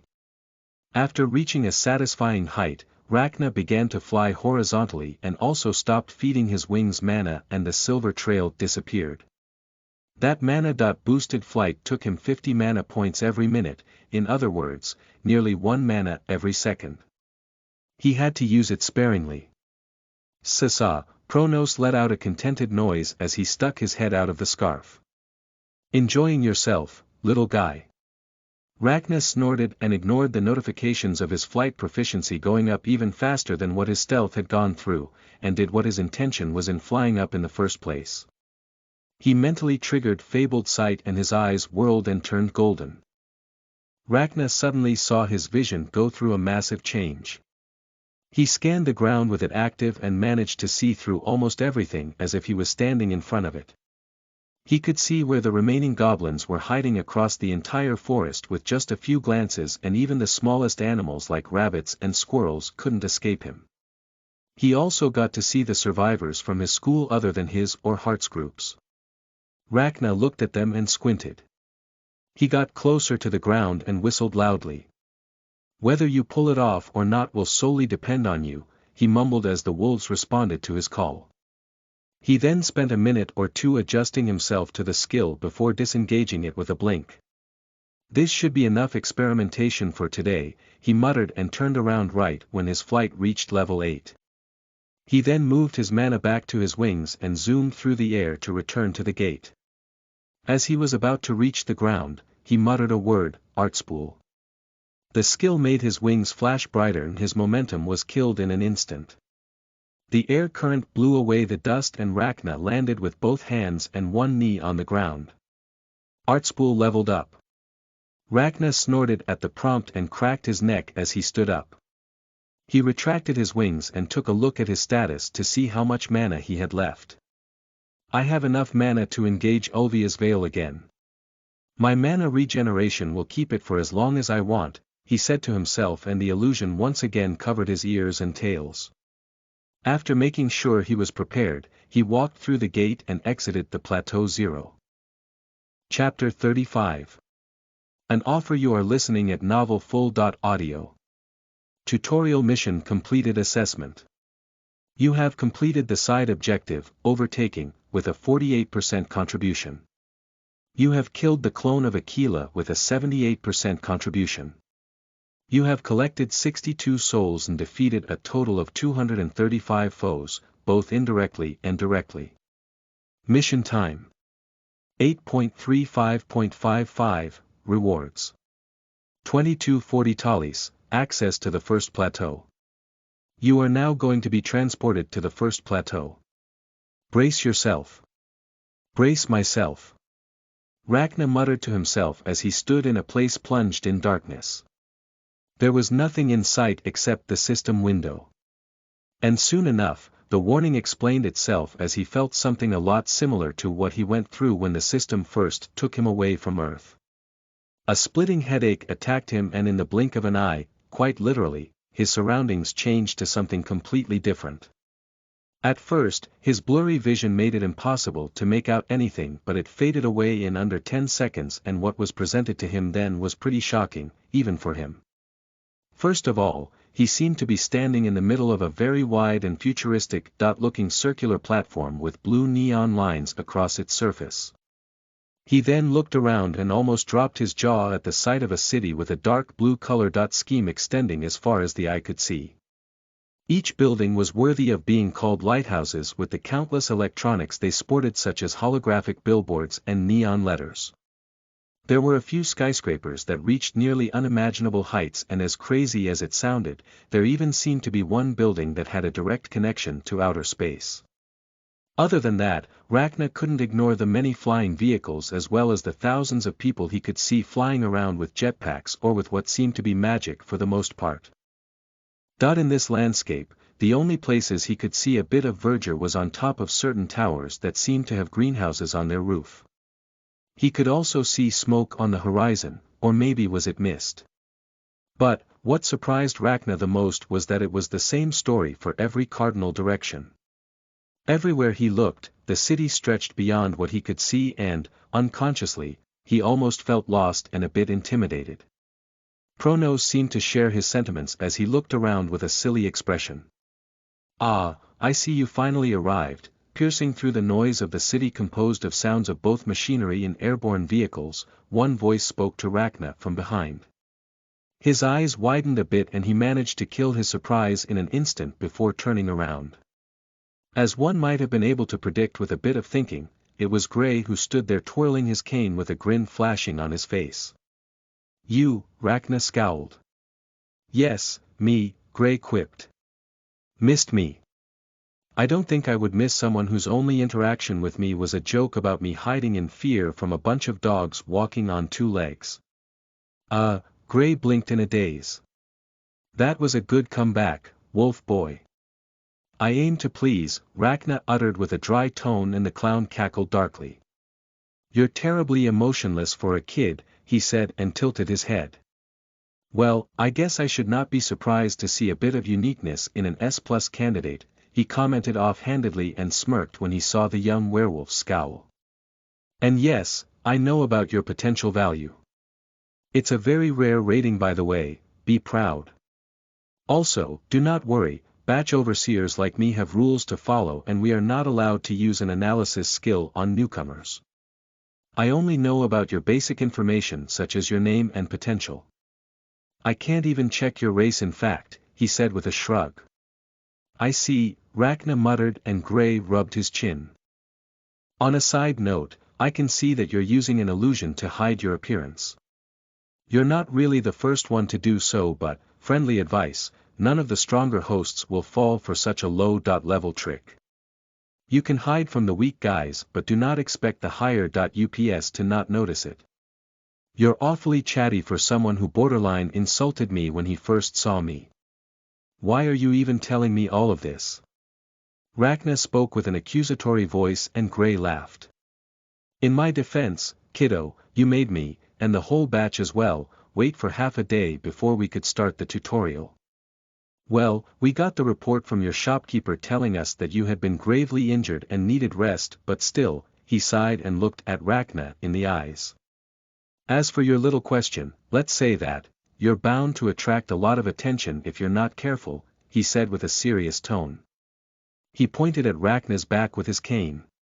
"Not only do you have S+ potential, but those tails, you have 2 of them now." Rachna frowned. "And?"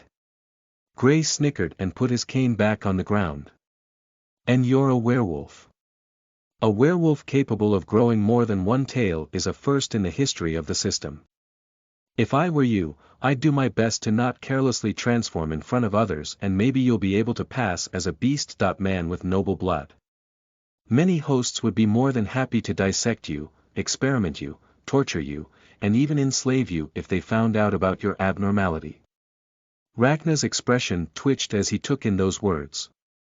Alexa had already made him very aware of the individuality of his situation, add to that his recent acquisition of a Royal Lakila's genome, a creature of legend, and he basically had a massive target on his back. However, he didn't know that it would be so bad that hosts would try to either subjugate him or turn him into their lab rats. Pronos looked at him in worry, and Rachna silently patted the little snake before opening his mouth. "You've dodged my question," he said, and Gray exclaimed in curiosity. "Oh. All in all, the only thing you told me until now is that you possess information with the potential of ruining my life in this shitty system society of yours. You haven't answered why you're telling it to me though. Is it just to taunt me? Gray's eyes narrowed slightly and the screen he had for mouth switched to a more good-natured smile. Worry not. I'm not about to threaten you for fun. In fact, you could say that I'm willing to give you an offer. An offer? Yes, indeed, Gray nodded and turned around with his red tailcoat flailing behind him. He started walking to what seemed to be a staircase to one side of the platform they were on. He waved his hand at Rachna without looking. Follow me. Rachna raised an eyebrow and he shared a look with Pronos before he ultimately decided to follow the clown. As they were walking down the stairs that were built above the buildings, he passively began to observe the city in a bit more detail. Like the view? Gray asked. Rachna just hummed and replied with a question, where are you bringing me to? The robot clown chuckled and pointed at something in the distance with his cane. Do you see that over there? Rachna followed the line defined by the cane and spotted a structure not far. It was the exact same design as the platform they had just left. There are as many platforms like these as there are groups from your batch. I don't know if any of your friends told you already, but on a yearly basis, a batch is summoned from a random planet and separated into several groups. Your school was Group C, by the way. To give you an example, Group A is from the country you call Korea. I see. What's the connection between that and my question though? Well, each group has a caretaker like me. And we're currently in the process of assembling the ones who passed the tutorial. So, I'm just bringing you to where the others are right now. Your friends with whom you fought Aquila included. Why do I feel like there's more than just assembling people to this? Rachna said with a voice oozing with sarcasm. Gray chuckled. You'll see soon enough. A few minutes later, they had reached the end of the staircase that was right next to a large road where there were actual land vehicles instead of flying ones. Rachna spared a few seconds to look at the city from up close before continuing to follow Gray, who was heading to a nearby building. He walked to the entrance and the automatic doors slid open as he got close. Rachna tagged along and after barely taking a step inside the building, something came out of nowhere and blocked his path. He jumped back in reflex and stared wide-eyed at the metallic arm cutting his path. He traced it back to its source and saw a large robot that was as tall as his werewolf form, standing there. ID, it spoke with a mechanical voice and Rachna turned to Gray for an explanation. Just ask your AI for your ID. Every host has one and it's used to make records of their movements in the system, their purchases, and especially to access places with, let's say, stricter security such as this place. It is quite literally an ID, an identification document. Some places even need you to be over a certain age to visit. Later on, you'll have to get yourself a physical one. S1985266348P, Alexa spoke without waiting for her host and Rachna carefully repeated the sequence to the robot which instantly looked through the database and found the recently created entry. ID verified. Welcome, Rachna Ziora. It then backed away and removed its arm before returning to a slightly concealed corner of the entrance hall. That explained why Rachna hadn't seen it coming at all before it was confronted with it.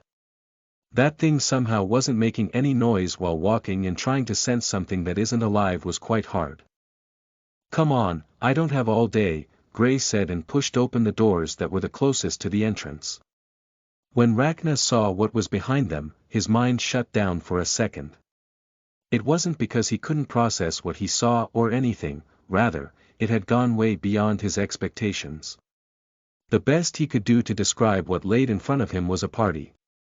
This building was a large party hall and currently, hundreds of young-looking people were chatting and serving themselves on the absolutely massive buffet available. What? You didn't expect this? Gray said with a grin. It's always like this after a tutorial. We gather the batch and throw a small welcome party. Especially, since most of you haven't eaten much for at least a good half day. So, the buffet. Rachna threw an inquisitive look at the clown as they walked in. I feel like there's more to this. Obviously, Gray didn't even try to hide. It's related to the offer I mentioned. But you'll have to wait for everyone to be gathered. In other words, you'll have to wait for the tutorial mission to hit its time limit. Which is about 3 hours and a half from now, he said and pointed at a certain corner of the hall. There. Your group's there, he said, and Rachna looked at where the clown was pointing and managed to spot a few familiar faces amidst the crowd. On this note, I have to go and wait for the other hosts at the platform. Thanks to you, there's probably going to be a lot more of them surviving, Gray said in a fake annoyed tone and turned around. Have fun, he added as he exited the building again. Rachna watched him go with a scowl and made his way through the crowd to rejoin with his group. Chapter 36. Toast to Survival. You are listening at novelfull.audio. Rack. You're here, Alan raised his voice the second he saw Rachna approaching and caught the attention of everyone. We all got the notification you killed Aquila soon after coming out. What were you doing until now? Stuff, Rachna shrugged, and he arrived at the big table they were standing around. He looked at the food displayed and Pronos practically rocketed out from under Sonata before landing on the table with sparkly eyes. What about you know who? I don't see him here, he said while reaching for a plate.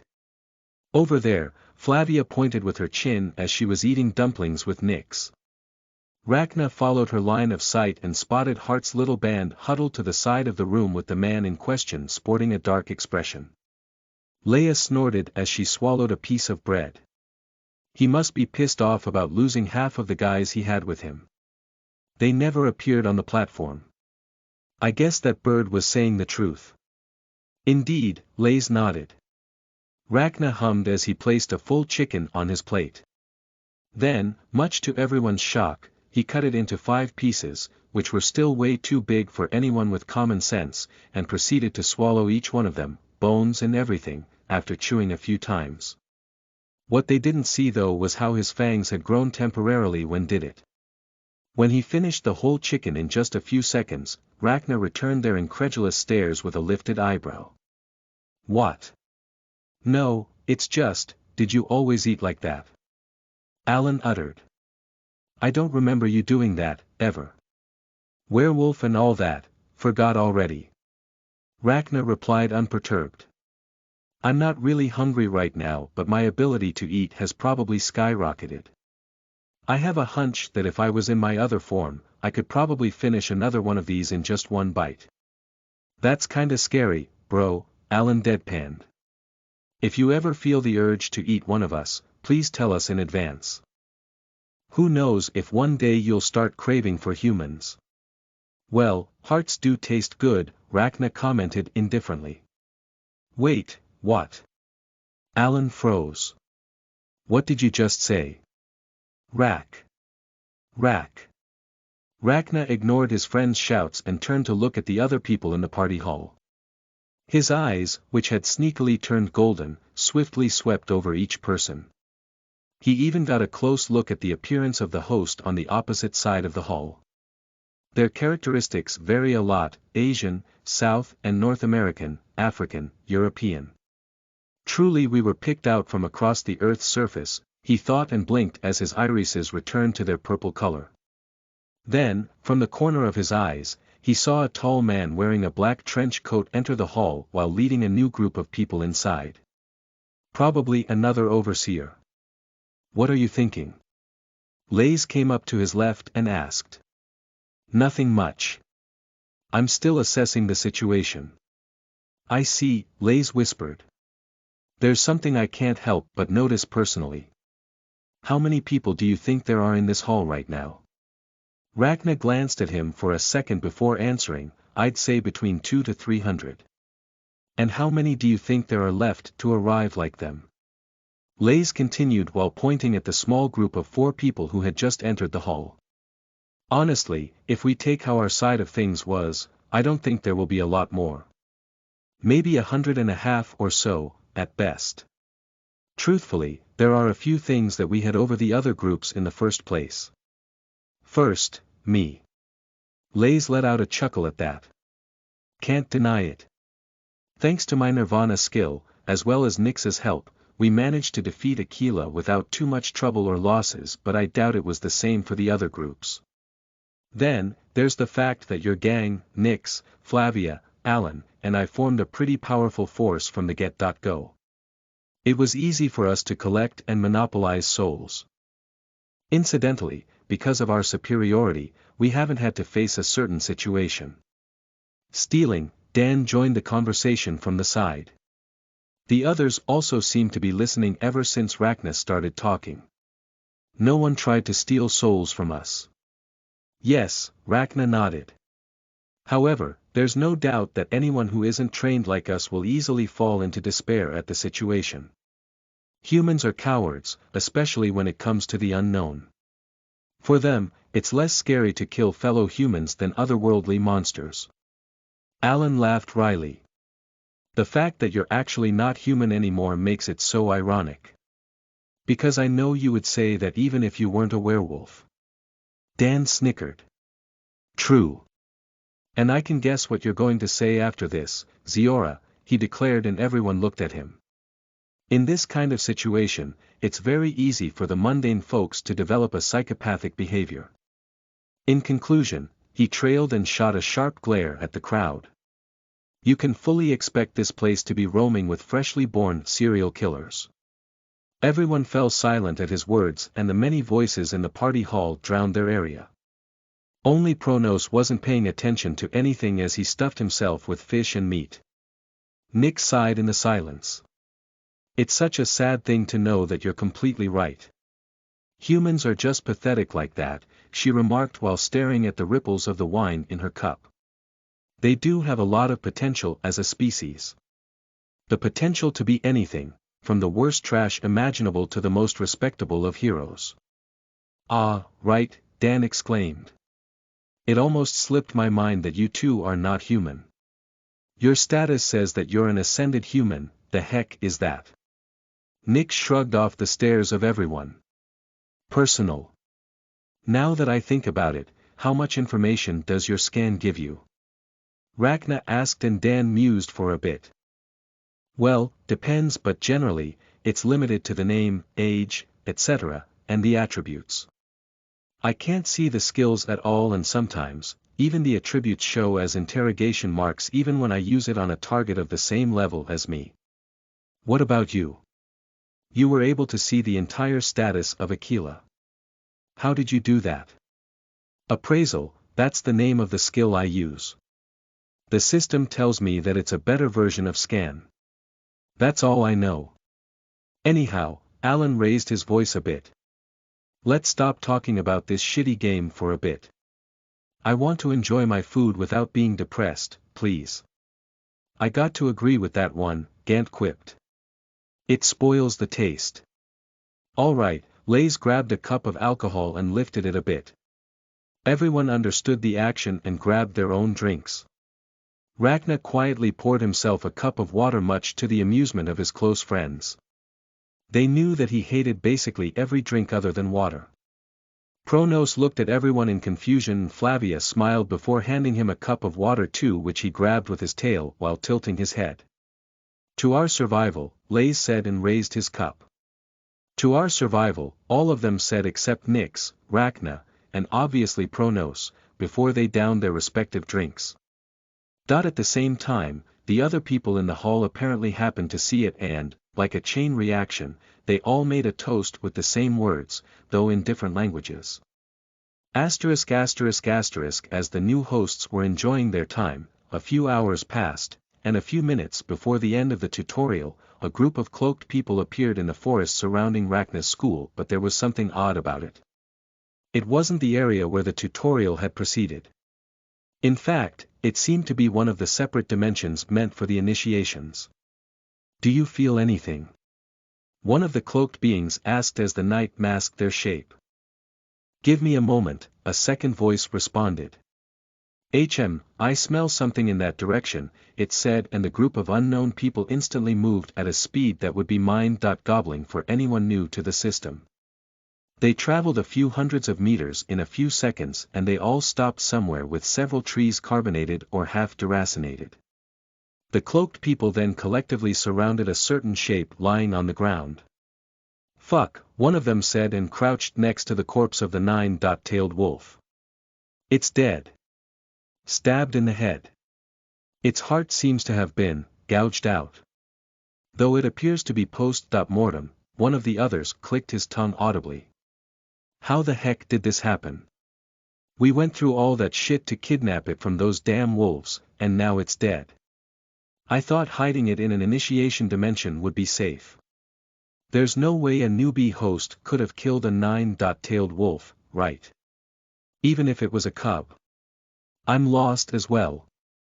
It can't be someone from the seven branches since they have absolutely no reason to kill this cub. Heck, even we only wanted to use it as a hostage. What about the host that took their initiation here? Maybe we can learn something if we interrogate them. Unfeasible. There's no way to pinpoint who it was. And for all we know, they might have died during the tutorial anyway." One of them sighed. "No choice, burn the corpse. We can only fool the wolves into thinking that we still have the cub in our possession." "Understood," the crouched figure nodded and placed his hand on the wolf's body. In the blink of an eye, a white flame appeared and engulfed it before turning it into ashes. "Let's leave before the system kicks us out to the first plateau. I heard Grey Whistles is one of the overseers this year. If he finds us, we're dead," he uttered, and they disappeared from the forest as fast as they came. Chapter 37. Guilds. You are listening at novelfull.audio. This is a global missive. This year's tutorial is officially over. The batch is now fully part of the system. You have now full access to its every service. Access to the pavilion, unlocked. Macro translation, unlocked. Ranking, unlocked. Looting, unlocked. Dungeons, unlocked. Quests, unlocked. Parties, unlocked. Guilds, unlocked. Trials, unlocked. Congratulations, hosts, you are now full-fledged members.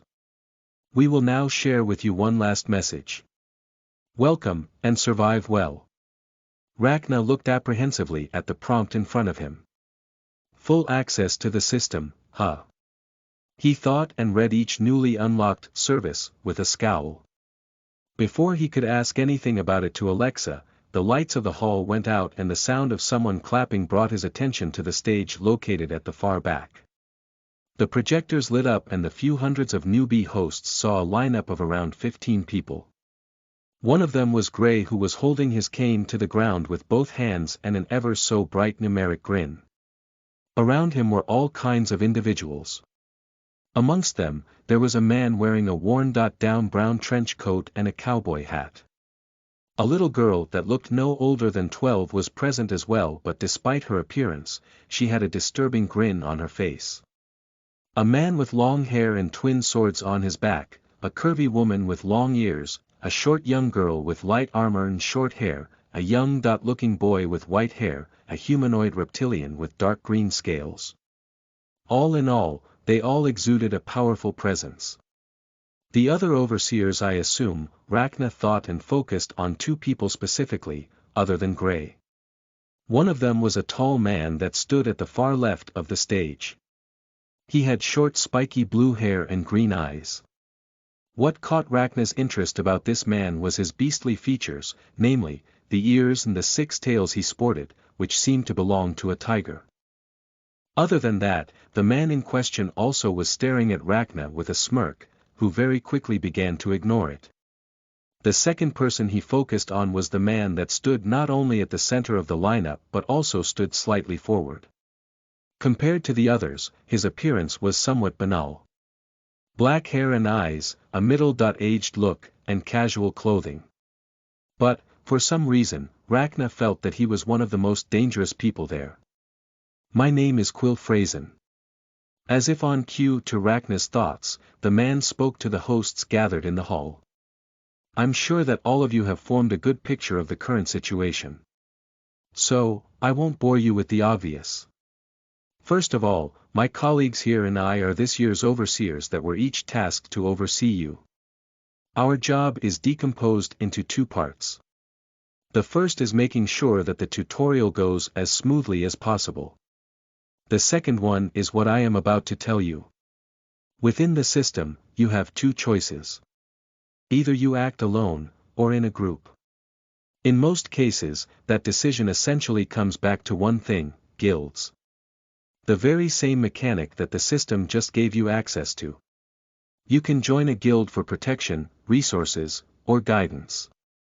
Needless to say, it is recommended for new hosts to join a guild. Of course, none of you have any connection to the already established guilds, and that is precisely why overseers volunteer as one in the first place, to recruit. Rachna's eyes flashed in understanding. He briefly glanced at Gray, who waved at him as if he knew that he was going to be looking at him at that moment. We will go around recruiting the hosts that we believe have potential in this batch. You have the choice to refuse. Of course, the opposite is also possible. We can refuse you. In that case, I suggest you try to find someone willing to take you in after leaving this building.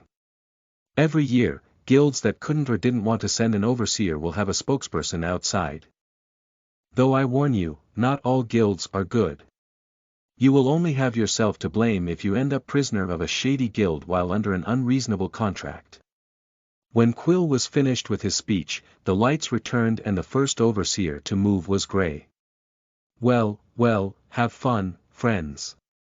I already know who I want, he said and disappeared from the stage. TCH, lucky bastard, the Tiger Man uttered. He's the first overseer from that guild in at least 50 years and he so happened to get an S+. The other overseers showed their agreement in their own way before getting to their recruitment.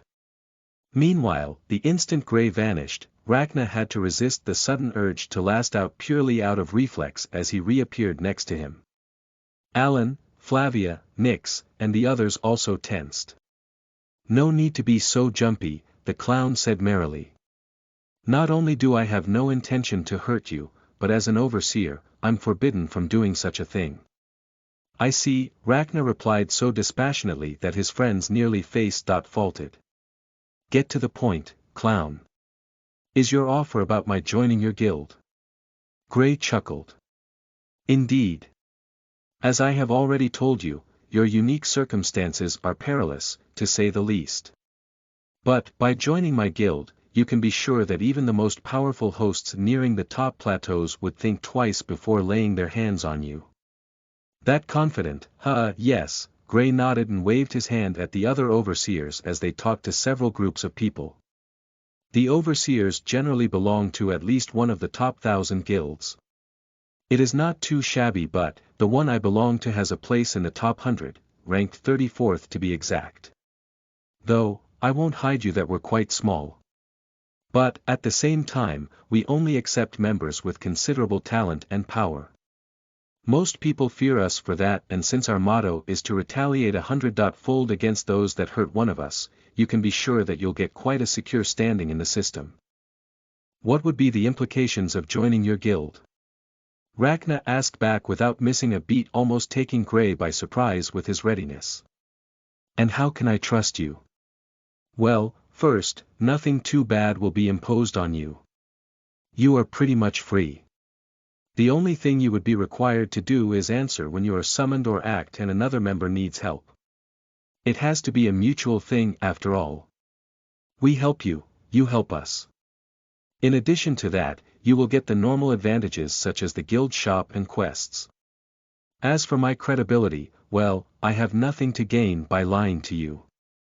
You can ask your AI and you'll learn that, unlike the spokespersons outside, overseers are not allowed to lie about what they offer to hosts. Unless they want to be punished by the system itself. That is true, Rachna, Alexa intervened. If an overseer attempts to lead astray the hosts that they are supposed to guide, they will be punished. The punishment itself depends on the gravity of the situation, but a thing such as lying about the conditions of joining a guild can go as far as having the overseer forced back to level 1. Ragnar closed his eyes in thought and both his and Lay's group looked at him wondering what his decision would be. I have one last question. Gray waved his hand. Go ahead. I suppose only I can join your guild. Yes, unfortunately, I don't think I can accept someone other than you, Gray affirmed. He looked at the others and stopped on Nyx. I would have been inclined to take her in. Her ability and what Aquila said about her make her a promising host, but let's say that our guild has a policy to never accept more than one person at once. Well then, Ragnar shrugged. I will join your guild as long as I don't become their enemies after they themselves align with another organization. Enemies, huh? Don't worry about that. Our guild is completely neutral, Gray grinned and turned toward everyone. Also, if that helps, I can recommend your friends to certain guilds. I can help with that, a new voice joined the conversation and Gray looked behind him. A woman with long green hair, emerald eyes, and long ears walked over to them. The crowd was splitting to let her pass and a lot of the guys immediately blushed as their eyes fell on her body accentuated by the one-piece dress she wore. Leia elbowed her brother who also had been entranced. Alan groaned and tried not to look and Flavia glanced at Ragnar to see his reaction. She sighed in relief when his eyes reflected just as much dullness as always. Oh. Vera. Are you interested in someone here? Gray asked and the woman smiled as she stopped right next to the group. Indeed, she nodded and looked at Flavia. Tell me, what is your path? Flavia blinked in surprise. It's Chaos Witch. Vera's smile widened. Good, I was right. I knew I felt a familiar aura. My name is Vera Bale. I'm from the Wiccan Guild, and like you, my path is Chaos Witch. Alan uttered. So, another Sexu. Ragnar wordlessly put his hand over his mouth's friend. If his instincts were right, this woman was plenty able to make him regret his words 1,000 times over. As a matter of fact, Vera's eyes had gained a shade of red just before he had silenced Alan. You were saying something. She turned toward Alan who started sweating as a wave of killing intent washed over him. Nothing. Vera's eyes returned to normal and the invisible pressure disappeared. She then went back to Flavia who had her hand on her chin. I advise you to accept, young lady, Gray intervened and she looked at him. The Wiccan Guild is constituted of only female members with high magical potential. On top of that, they are one of the 3 top 100 guilds present this year. There is no better deal for you. Especially if your path is Chaos Witch. In that case, I agree as long as I keep my freedom, Flavia declared and Vera smiled. No problem. You will be as free as you can be. Now, what about you? I think you'll fit perfectly in our guild, she spoke to Nyx who was standing to the side. The former goddess widened her eyes since she didn't expect to be suddenly addressed. I agree. I don't think I'll get a better deal anyway, she accepted without too much hesitation. Perfect, Vera clapped and both Flavia and Nyx visibly started reading something. A few seconds later, they both said one word, yes. Welcome, you're now a member of the Wiccan Guild. To settle the formalities, it will be tomorrow at the pavilion, in the morning preferably. Your magic affinities will also be awakened there.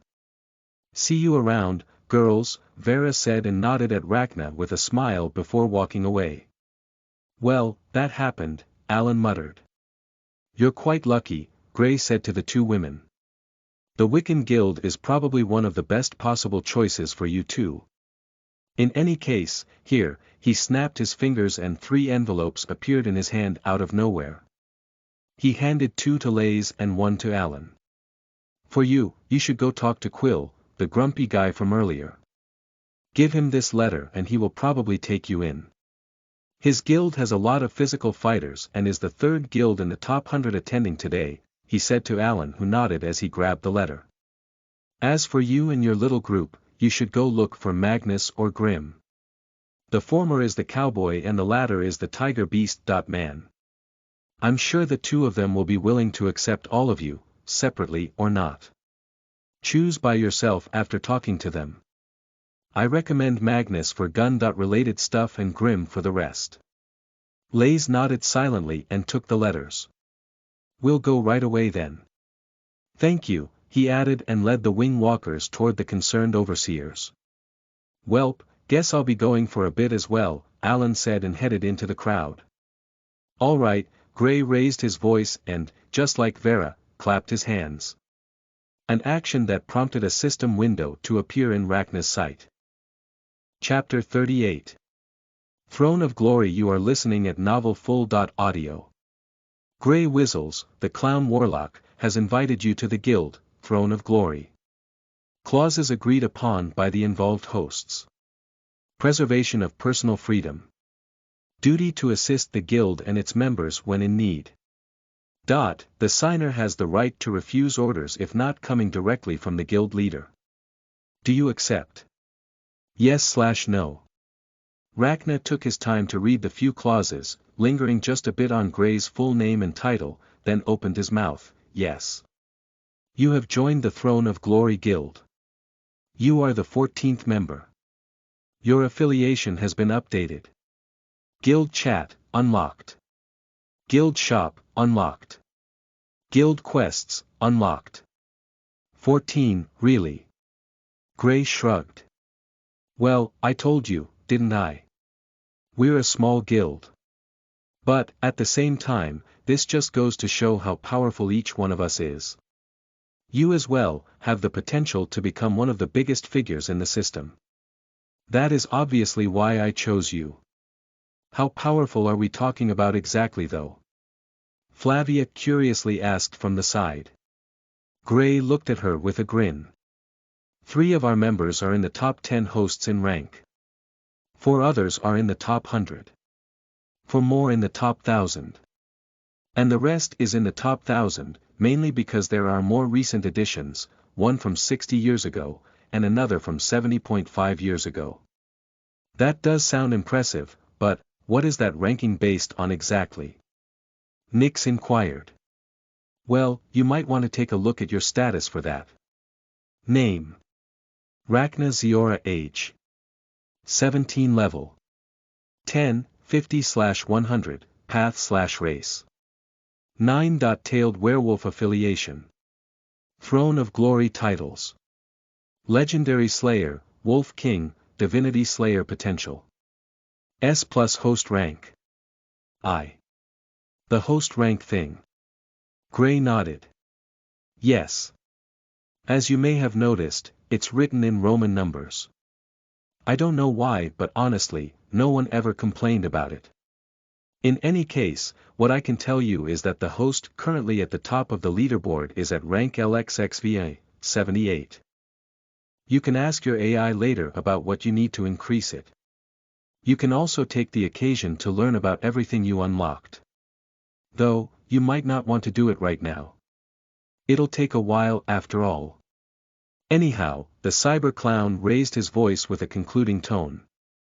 I'll take my leave now. Unlike the other overseers, I don't have to stay around since I don't care about recruiting more people. I will see you tomorrow. At the pavilion. Have a good evening, Rachna Ziora. Gray bowed theatrically and disappeared from the party hall as if he was never there.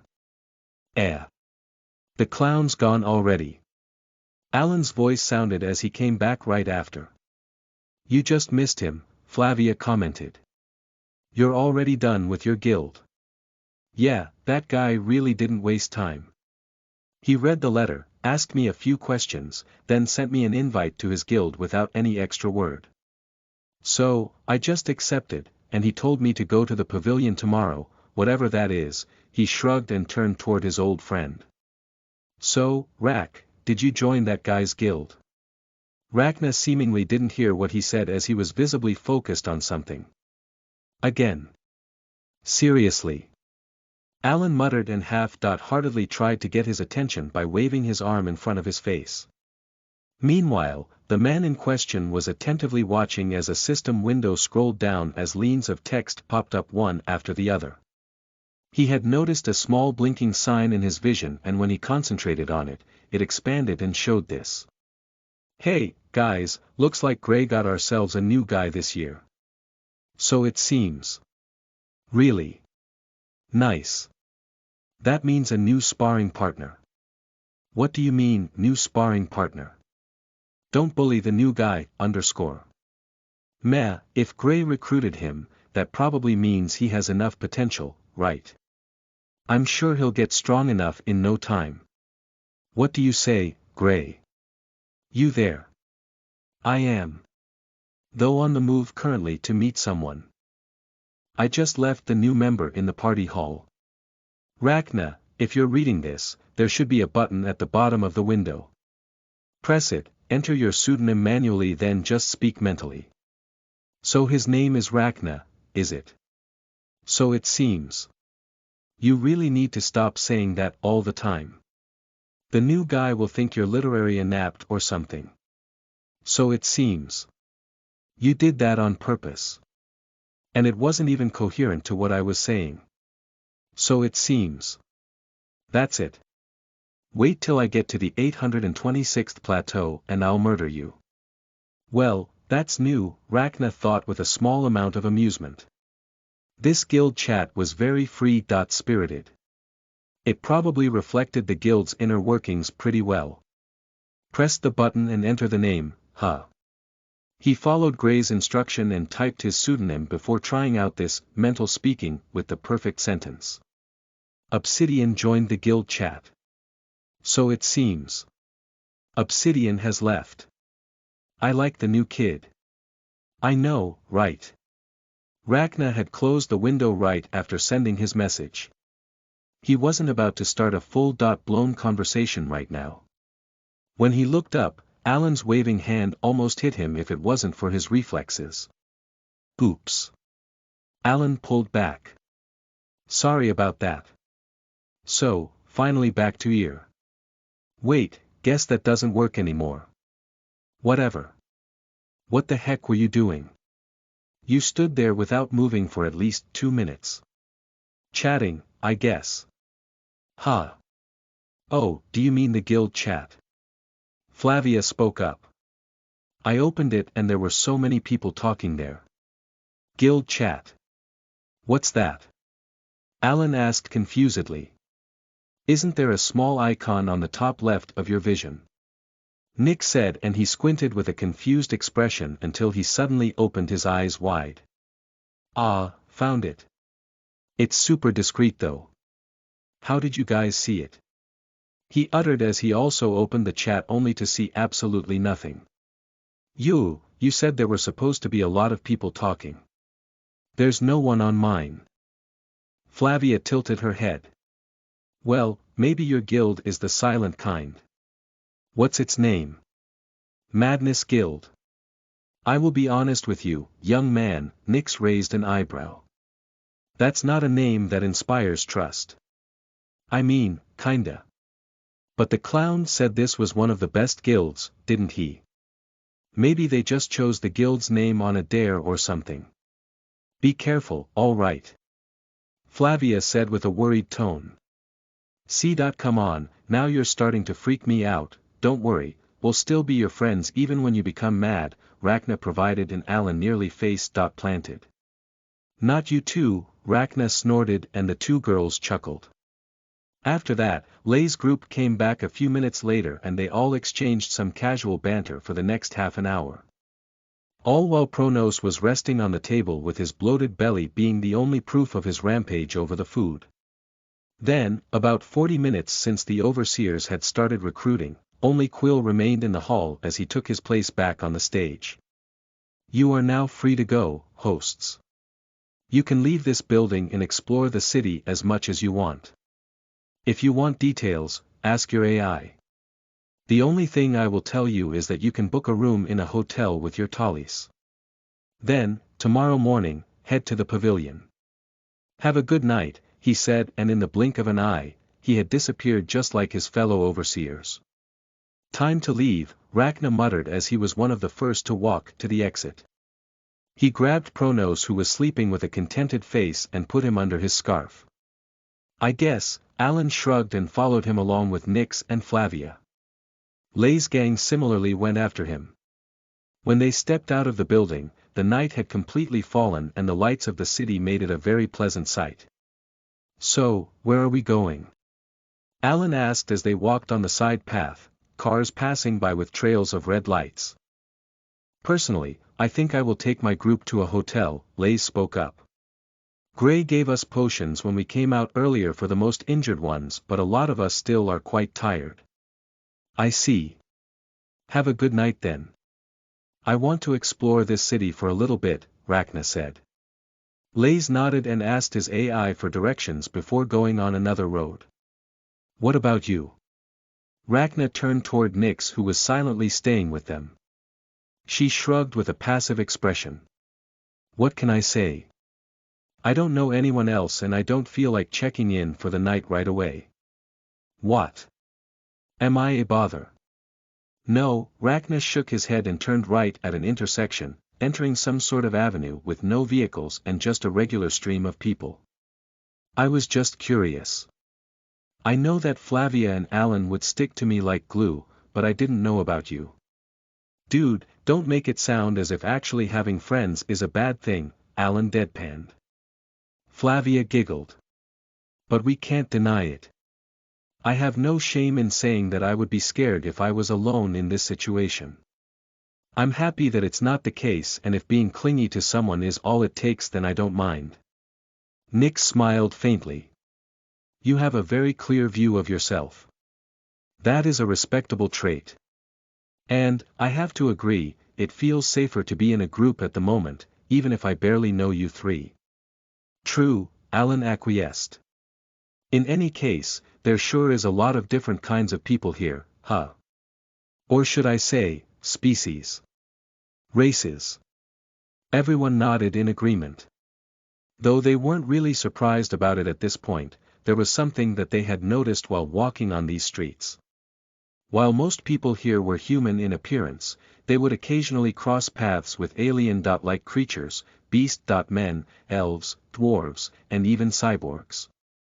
The blend between what they considered science fiction and fantasy felt surprisingly natural. Welcome to Berber's parts shop. Find all the electronics you need. The group passed by a big robot waving around a poster as he shouted that line. They looked behind him in curiosity and saw that he was standing in front of a shop filled with electronic parts and devices. Get yourself a pair of holographic lenses at the best price. This time it was from a woman on the other side of the street. She was wearing a pretty revealing outfit while trying to attract customers. I guess no matter the world, people still use the good old ways to attract the eye, Alan laughed. Rachna replied minimally and actually started walking to the woman. Wait, are you actually? Alan uttered in disbelief. Flavia and Nix also watched in mild shock as he went to the shop. What are holographic lenses? When Rachna asked that question as he arrived in front of the woman, both Alan and Nix immediately understood why, while Flavia sighed in relief more than anything. Well, sir, they are essentially a way of communication, entertainment, and life utility. They come as either a pair of glasses or bionic contact lenses. You can use it as a regular phone, take photos, record videos, project holographic images such as maps, and much more. What do you say? Are you interested? How much? Rachna shot back instantly. For a regular model, it will be around 200 talis. The more expensive ones can go as high as 1,000 talis. At least, that's for what we have here. I've heard that some cost more than 100,000 talis in the upper plateaus. I see. I'll buy one. Of course, the woman smiled broadly and guided Rachna inside the shop. There he goes again, Alan sighed deeply and they followed him. Again. Nix tilted her head. Rachna is a bit special for things like this. He tends to go on shopping sprees. He'd look over everything available for hours, then buy the things that interest him. Once, Alan and I stayed with him for 3 hours straight, Flavia shook her head as she reminisced. I honestly never expected that from him, Nix admitted. Well, you'll soon see, Alan chuckled as they watched their common friend pay at the counter of the shop with what seemed to be a system transaction.